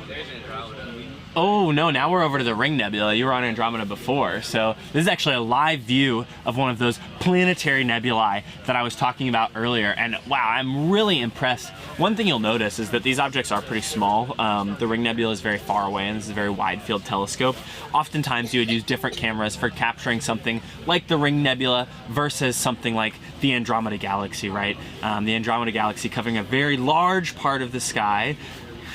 And the Ring Nebula taking up a really little portion of it. So in my image that I had shown earlier, this was through a 24-inch telescope, right? So really high magnification, it's got a long focal length, whereas this view through the telescope right now, much smaller telescope, not so much magnification. Like I said earlier, that's not always the goal, right? But one thing that I really appreciate in this is how vibrant those colors are and how beautiful the star field all around this is, right? There's so much to see here in this image. And just as a reminder, this is the remnants of essentially a dead star, one that is not producing energy anymore through fission like is happening in a star like our sun, right? Inside, there's so much pressure, everything's bouncing around so fast, the individual atoms are actually fusing together. Sorry, I might have said fission earlier, I meant fusion. They're fusing together, creating new atoms, right? And so towards the end of their life, as these elements get heavier and heavier inside of the star, they're no longer able to fuse these together anymore because they're it takes a lot of energy to fuse them together. So what that means is that they shed these outer shells, and this is their real late stage part of their life. Now, one thing that I am excited to observe tonight, if we can catch it before the end of the night, is the moon as well. If you could let them know that I would love to have a view of the moon if it's visible to them tonight. I know it's just starting to come up. I can see it breaching the trees over there. Hey Bob, welcome back, welcome back. Yeah, hop on in, yeah, come on in. We're just doing a little observing.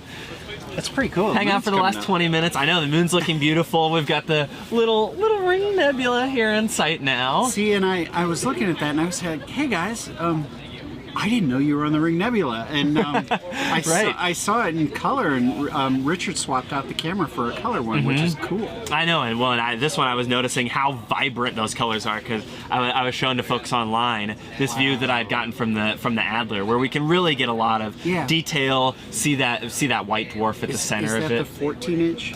This is 24 inch. Yep.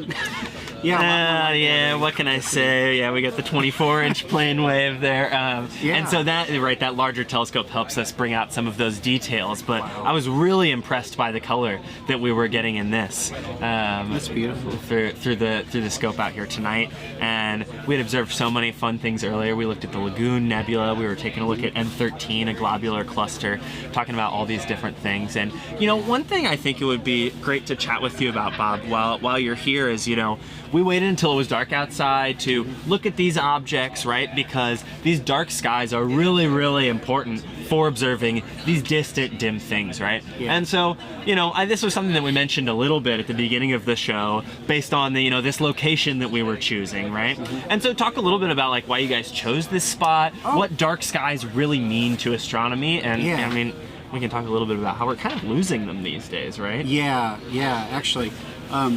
So we chose this spot based on a few things. First of all, it's relatively close to the university, and we knew we wanted to use it for our astronomy labs. Right. And it's only a couple miles, but it's in the middle of a section. And what I mean by that, a 1 mile square section. And we're right about in the middle of it.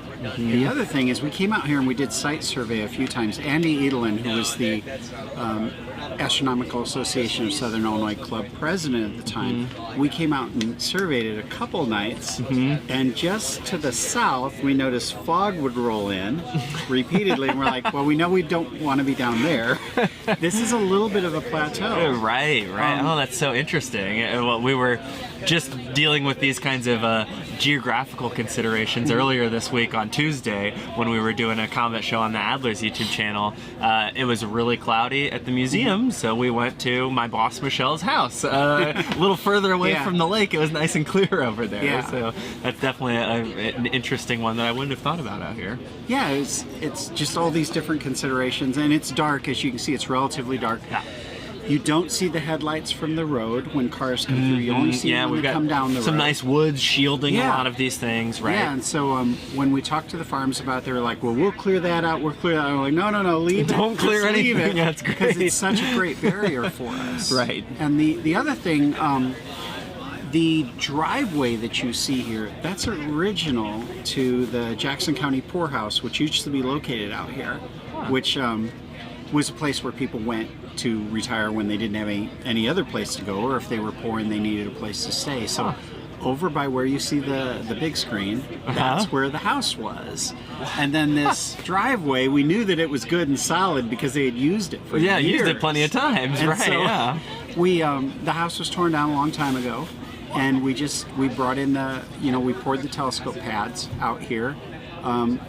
Like I said, on the driveway where the house is. And we had bigger plans for this. We wanted to put a, permanent observatory out here, possibly a planetarium, but it really is just, it's a little too far out away from campus to do all that, but it's Right. perfect for what we're using it for. Yeah, and I love that you guys have all of the concrete pads for setting up the telescopes, right? It allows us to bring out some of the massive ones that we've got out here tonight every time. I know I've said it, so if you've been watching the whole show, I apologize that I've mentioned this so many times, but man, that 30-inch obsession is just so cool. I haven't looked through it yet. Oh, well, so I gotta certainly check get it out over later there. I'm tonight, sure Harry but would yeah. love to show you a view because it really is spectacular. It's bright, I bet. Hey Richard, compared to do we have any things. other views that we could swap to over there other than the Ring Nebula?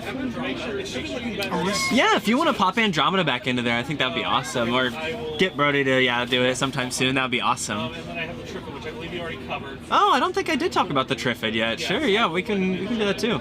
Awesome, thank you.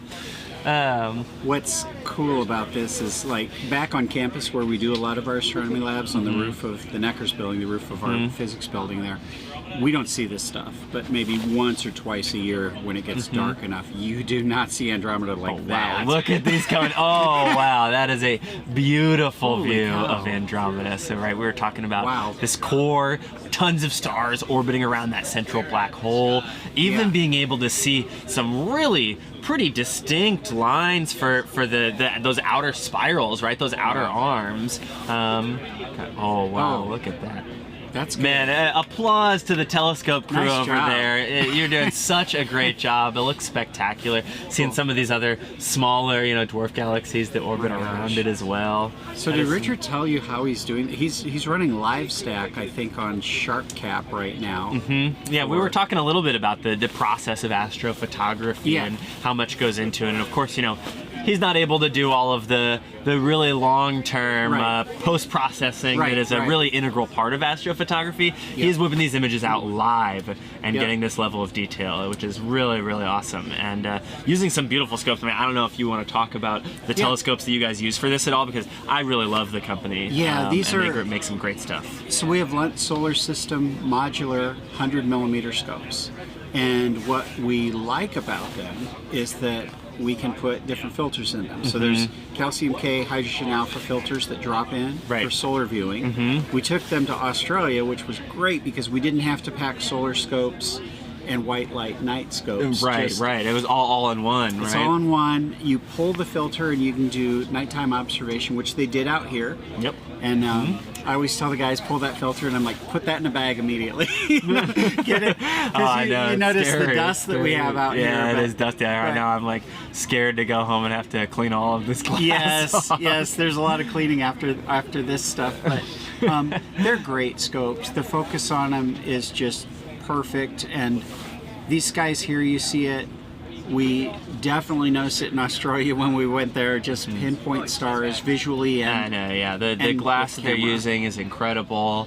They're based out of Arizona. We have one of their scopes that we use for visual observing, one of their H-alpha scopes at the planetarium, and for their size, they get such a crisp image. They really do blow me away every time I take a look through one of them. Yep. What was the third object that you had in view over there? This one. Now this one I wasn't as familiar with when they pulled it up. What's this one?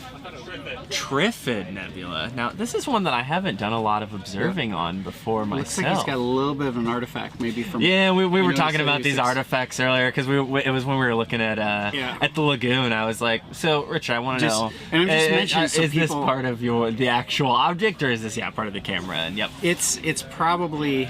I don't think it's dust, but it might be something that we could have removed with a flat field or something, which we're not bothering with tonight. Right, exactly. We were talking about some of those in-depth processes that you go through. So that like dark smear that you see kind of in the top right corner of this is that is not a part of that actual object, but just a part of the difficulties of imaging this stuff, right? Stuff gets in the way, and there's little dust or weird problems with the chips. It's a live stack. We're not taking the darks and the flats. We're not calibrating the images. In post-processing, that would come out and you just see the image.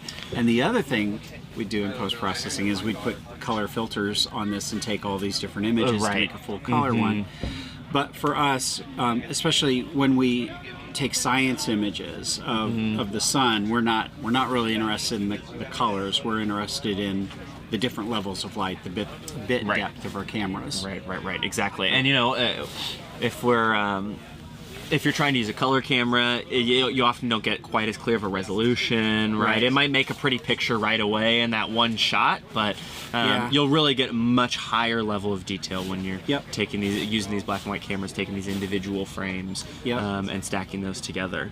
And I'm glad we took a look at this. We had taken a look at the lagoon earlier, and it's interesting where we've seen a lot of these things in Sagittarius tonight. It's a really busy part of the sky, right? Looking towards the core of the galaxy. I know earlier Corey was talking about the teapot pouring out, all the steam coming out of it, right? And so it's this really busy region in the center of the galaxy that's really tightly packed, right? And so we've got all of these big sort of interstellar clouds of gas and dust, and these kinds of big clouds are really important in the creation of all of these new stars and things, right? These kinds of things can collapse back together. This isn't particularly a star-forming region, but these nebulae are really essential for some of that work, It's cool. I'm really proud of what our students are doing over here tonight. I know, we're up to, I think this is 6 different objects that we've observed already tonight through these scopes. Yeah. Really exciting. And they're all students. I know, well, maybe you can talk a little bit about, this team and what they really do here. Yeah, and this is part of our SolarSTEAM group, undergraduates who've been part of the project now. Oh gosh, we're a couple of years in. Yeah, I know, right? Into the project here. But holy cow, is that... Wow. Is that live? Color. Are you kidding me? Wow. Holy cow. You'll have to save that for me, so I have a new background for my computer, right? That is remarkable. What? That's the Deb scope? Okay, so you're kidding. I'm not joking. Deb scope with a Uranus C or the Neptune C. Oh, with a Neptune C. So Richard's hollering at me. This is our DEB, or a dynamic Eclipse Broadcast Initiative scope. It's 40 millimeters.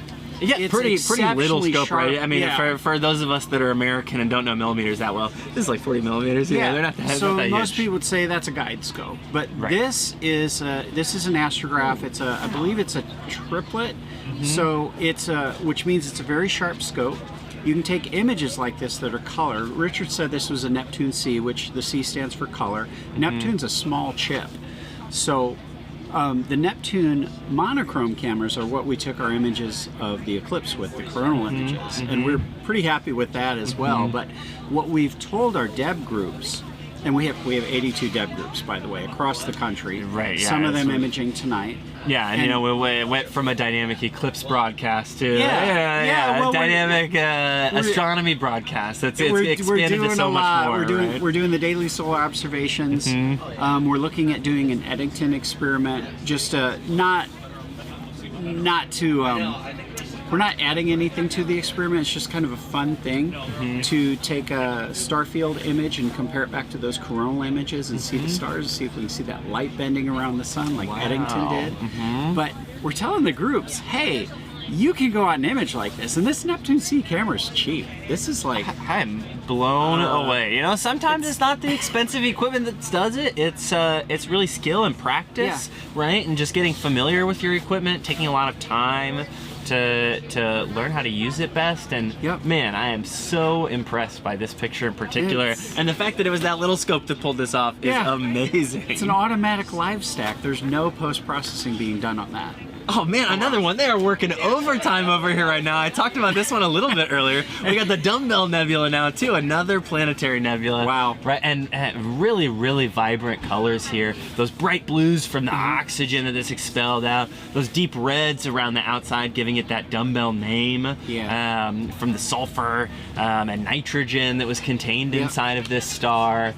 Wow, really and these beautiful guys, views. They're running 4 telescopes. We've got 3 mounts with 3 LUNTs on them, and one of the DEB scopes is piggybacked on them, and so that's how they're able to do this. They're able to move to another object while keeping one object on target for us. I mean, they are working hard over there. I've had it easy. I'm just sitting here in the seat talking. That's an easy job. They're over there working away on the telescopes, getting us these beautiful views tonight. And we've been so lucky that it has been so clear tonight. We've been blessed with some great weather. I know some of the DEB folks that were joining us from other places that I think of as maybe more clear than Illinois. Typically.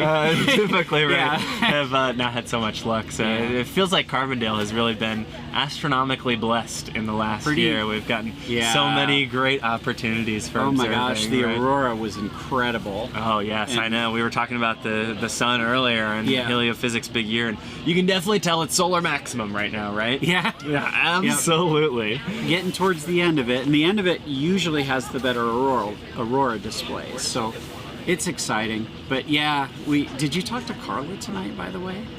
Not particularly on the show, no. But I'm bringing it up because Carla's brought several media arts students into this as well, and so these feeds that you're seeing coming through, this isn't just physics undergrads sitting around. We've got the help of media arts students. This is a new type of thing going on. Right, I mean, that was something I talked about with Harvey, is how I love the multidisciplinary approach that you guys have really taken with this project, and how many different kinds of people are involved in this work, you know? It really is campus-wide. When we talk about interdisciplinary often, you know, people think, well, I'll just call up my friend over here and we'll work together. I'm like, no, we're reaching out. We're working with a lot of people that we haven't worked with before.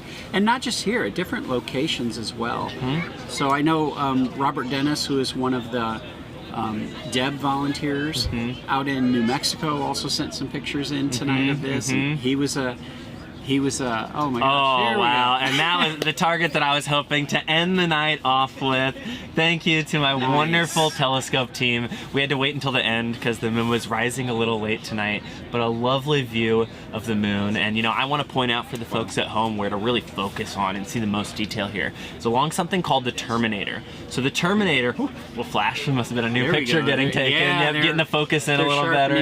Exactly. And so this Terminator is this line along that you see along the bottom in the image here. And so this is the part of the moon where it is going from essentially daytime to nighttime, right? This is on those areas of the moon, they're experiencing sunrise or sunset, right? And one thing I always mention to people when observing the moon is, what does it look like when you're here on Earth around sunrise or sunset, right?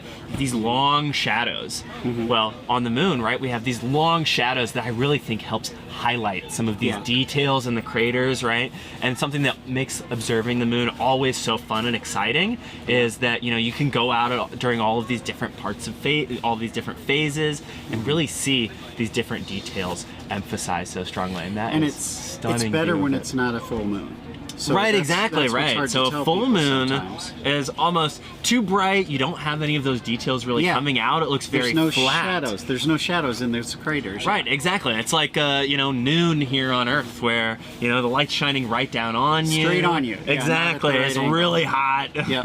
But you also don't have very much shadow, right? And so so the light, when people think about this, and the image that I'm seeing, the light from the sun is coming kind of from the left side of this and the top. Right, exactly. You can imagine it's coming from the top left, that lit portion, right? The shading at the bottom.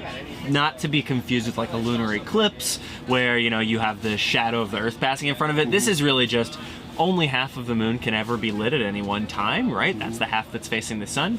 And the part that we are seeing is the amount of that lit half that we are seeing is changing, right? So that's how we get this range of phases from new to full moon. And I wanted to send folks away with my last little activity of the night that I wanted to bring up. And this is also probably the messiest one, so I apologize to any of the parents at home. I also apologize to my hotel where I did this activity earlier. I cleaned up very nicely and it left much less mess than I was expecting, which you'll get to see soon. But one thing that I love in the details here is we've got this huge crater that we see on the left side of the moon here, Tycho crater, right? And one thing that I love seeing from that is those huge lines that extend out of the center of that crater, right? So you have the crater in the middle and then all of these big ejecta patterns expanding outwards. And so this shows you a little bit about how these craters are formed and why these patterns are happening. So I'm gonna pull up this here, and you only need a few supplies for this. Things that all baking supplies actually. It smelled like I was making brownies in my room when I was doing this earlier. But you take a tub, do a layer of flour on the bottom. This flour is representing the lunar subsurface, right? These rocks that are underneath the main surface of the moon that we are seeing. Then a dusting on top, and I would recommend sifting to do this because it makes a nice even layer. I used cocoa powder today. It's a very distinctly different color from that flour, and this is what we would call the regolith. It's really the lunar surface, right? All of these rocks that are up on the very top of the crust of the moon, most of the stuff that we are seeing there. And now, I'm not sure this worked earlier. I tried to add the GIF in here, so give me 1 second. I'll put you back on the view of the moon. I've got the video saved on here because I was worried it wasn't gonna work. And I mean, gosh, I made the mess in my room. I better get the play out of it, right? I mean, come on. So I will bring this view back in here. And your last step of this is going to be, well, to make a crater, you need an impact, right? Yeah. So out in space, that's things like asteroids, right? All of these little rocks that we have. I did use a rock that I got from outside, so not so far from an actual asteroid, right? And we'll watch this in slow motion crash into it. You can see not so much that got on the table. It wasn't bad at all, right? But you got an impact crater. I got an impact crater, and if we head back into these slides here, let me bring it back to full screen, we can see that it really left something that's not so far from the impact craters that we see on the moon, right? There was a bit of a bounce that this one took, which can happen a little bit on the moon, but they're traveling so fast you won't notice that as much. But we really see a distinct impact crater here in the middle, and then I love the way that this brings these bits of that subsurface rock out, right? Those big ray-like patterns. Yeah, it just blows out. Exactly, right? It's lifting these things from underneath the regolith and sending them outwards. And that striking like color contrast between the flour and the cocoa powder really emphasizes that. And this is in Tupperware, but on the moon, those are massive. Exactly. Tycho crater is, you're talking miles and miles and miles. Oh, many, many, many miles across. I mean, even with the big telescope at the planetarium, the smallest details we can see, everybody always asks, oh, can you see the flag or the steps or anything like that, right? Not so much. Only the Lunar Reconnaissance Orbiter can see those things, and it's literally orbiting around the moon itself, right? Yeah. From here on Earth, we can see the smallest details we can make out is like 2 miles with the 24-inch scope. And with this smaller scope that we're seeing today, oh, these are much larger across. Mind if we get our view of the moon back to finish us off for the night? Thank you so much. So, well, this is just a beautiful object to end with, and one that I feel like I can really encourage people to go out and look at because this is such a great naked eye target, right? Yep. Something that is, you know, always exciting and beautiful in the sky, and everybody can see it now. Exactly. Everybody can see it right now. You know, it's this sky that we all share, Except right? maybe way out west.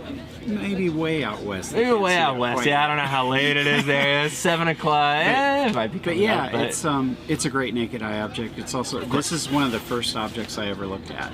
And like through a telescope? Yeah, it is the first. And I remember it was definitely the first that I looked at. Like when I got a telescope in middle school, I was like, all right, I got to start a little easier. I got it. So I just got to ask, did you have a tracking telescope? My first one? Yeah. Oh no, absolutely not. No, so a little tabletop Dob that cost like $100 probably. Remember how quickly the moon just? Oh yeah, I'm well aware. You know, I think you know, the moon and the sun, they move their entire diameter in like 2 minutes. Yeah. Makes it, you know, when I do my public engagement events, you know, and all the folks out here with their manual telescopes, makes it really hard on you. You gotta cycle. It is. You gotta keep checking and moving, right? Yeah, I remember seeing that, and like I was zoomed way in on it, and you had to just keep up with it so fast, and then realizing, okay, what's going on? That's not the moon just zipping. Although the moon's moving. The moon's moving, the but Earth. it's the Earth spinning, right? You really start to connect yourself with the big universe out there when you observe these things, right? I think, you know, it just takes paying a little closer attention to them to really appreciate all of those little details, right? Yep. Now, well, one thing I wanted to finish the show with is talking about what's next for all of our different projects. You know, I mean, you could start with you guys here at SIU with SolarSTEAM, what you have coming up in the next year. Yeah, so, oh gosh, we have a total lunar eclipse in March. So March 13th and 14th, it's a late night one. Yeah, I think it starts on the 13th, ends on the 14th. Yes, right? And we'd love to do this again. Well, I was going to say, that's on my list for the future too. I think we'll be down here with you again doing some streaming for it, hopefully. So with SolarSTEAM, that's one of our plans that we're doing. One of the things we're doing talks, the Journey to the Sun talks. Those will keep going. for quite a while. We have them mapped out. I saw them scheduled out on the YouTube channel for a good few months. So if you want to catch any of those, you can catch that right here on the SolarSTEAM YouTube channel. And that is, these different astronomy talks with a bunch of experts from around SIU's campus. And then we keep, SolarSTEAM continues to work with the DEB initiative, and DEB initiative is doing daily solar observations right now. So if people look at Deborah.physics.siu.edu, and Deborah is spelled D-E-B-R-A, just simple spelling on it. Yeah, that tricked me there. That tricked me there. So if you look at that, or you look at debinitiative.org, you can see the daily solar observing we're doing. We have, it's interesting because during the week we maybe have 1 or 2 observers, and then on a weekend hits, and we got like 5, 5 at a time. But you can get on there and see the daily, they're live images of the sun. They're uploaded every minute. And what we're doing is we're looking for a white light evidence of a flare. And what I mean by that is to observe a flare with a white light telescope, and then go back and do the image analysis. Right. So that's our citizen science that we're doing. Right, exactly. And now there's also plenty of simpler, features that you can see through that. Watching sunspots go along, pass across the surface over days. Yeah. And, seeing new ones come in. And if you, especially right now, if you see any big groups of those sunspots, that can be a sign that there may be more aurora coming if they release one of those coronal mass ejections. Right. Right. Right. And that happens, like when I see, we monitor the GOES satellites so that look at the sun, and when those satellites see an X-ray, see a solar flare, see that evidence of it, we know that we have aurora, or we know there's a good chance. If we get it's sending this material out there, right? Whether or not that material is going to interact with us here on Earth and create aurora, a little bit harder to predict. It's harder to tell. But it at least gives you a couple days heads up to look out for things, right? It does. It's nice that it takes a little while to get here. It could happen within a few days now, exactly, right? So it at least gives you a little bit of fair warning, so that's great. Any other things coming up for SolarSTEAM, or is that's the main thing? I'm sure there's some eclipses in your more distant future. Oh my gosh, we're looking forward to 26, 27, 28, 2030, right? Spain is a good opportunity to do some training for the bigger one, the bigger total solar eclipse in 2027. Right. So we're more guaranteed clear skies in North Africa. It goes over a larger amount of land. The eclipse is higher, so that's the next step for DEB to do our coronal observations, is looking to Africa. Well, that's so exciting. Great to hear about all of the stuff that you guys are working on. I mean, our paths in the future sound like they're going to cross for the lunar eclipse. I know we'll be down here doing a broadcast observing it in those late hours of the night. But if you want to catch any of our other live streams, I do stuff really similar to this. We have a series called Sky Observers Hangout that is run on the Adler Planetarium's YouTube channel. We just did a show focusing solely on the content earlier this week that you can go back and watch the video on demand of, but we also have some upcoming shows coming up, a really exciting show in December that I'm super pumped for this one. We're going to be doing some Jupiter observing, but the show is really going to be looking at the Europa Clipper. We'll be talking with somebody from NASA that worked on the team, interviewing with them during the show, and that is such an exciting mission. One of our newest exhibits that's opened at the museum is Other Worlds, really looking at all of these, not just focusing on the big planets that we have, but really taking a look at all of the different things all of the different worlds that are out there, and the intricate dynamics that we have everywhere. And Europa is a really interesting one. If there's anywhere that we're going to find life, I feel like it's there. I feel like it's there, anywhere close at least. So that is such an exciting mission. Hopefully you can join me for that stream in December. Otherwise, I want to leave you with some observing to look forward to in the coming months. We had mentioned technically the Orionid meteor shower is peaking tomorrow night. That one can be a little tough to spot. The moon's not necessarily in an ideal position this year, but the Geminids later in the winter is always a really spectacular one that produces tons of bright meteors. Good one to look out for. Early December, yeah, but it's a good time for it. And check to make sure the exact dates that'll peak, but a lot of some larger meteor showers like that, they really extend over a larger period. We're also getting into gas giant season. Getting to observe things like Jupiter and Saturn is exciting, and getting some of those winter constellations, right? I mean, certainly a crowd favorite in Orion that is just starting to rise in these later hours of the night now.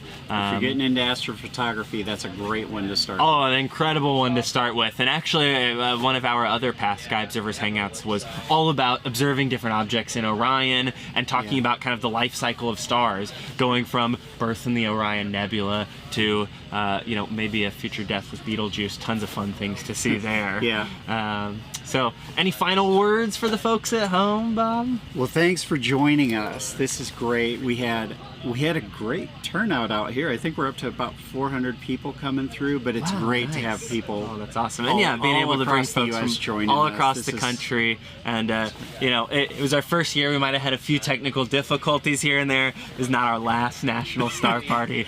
We'll iron some of those out. We're just getting started. We're just getting started, exactly. Even bigger and better next year. So thanks everyone for joining us tonight. We're gonna send you off with a continued stream of some additional objects through the telescope tonight, and yeah, I hope you appreciate those. I'm getting a sneak peek now, and our next site is beautiful. So thanks so much for joining us. Have a good one, folks. Night.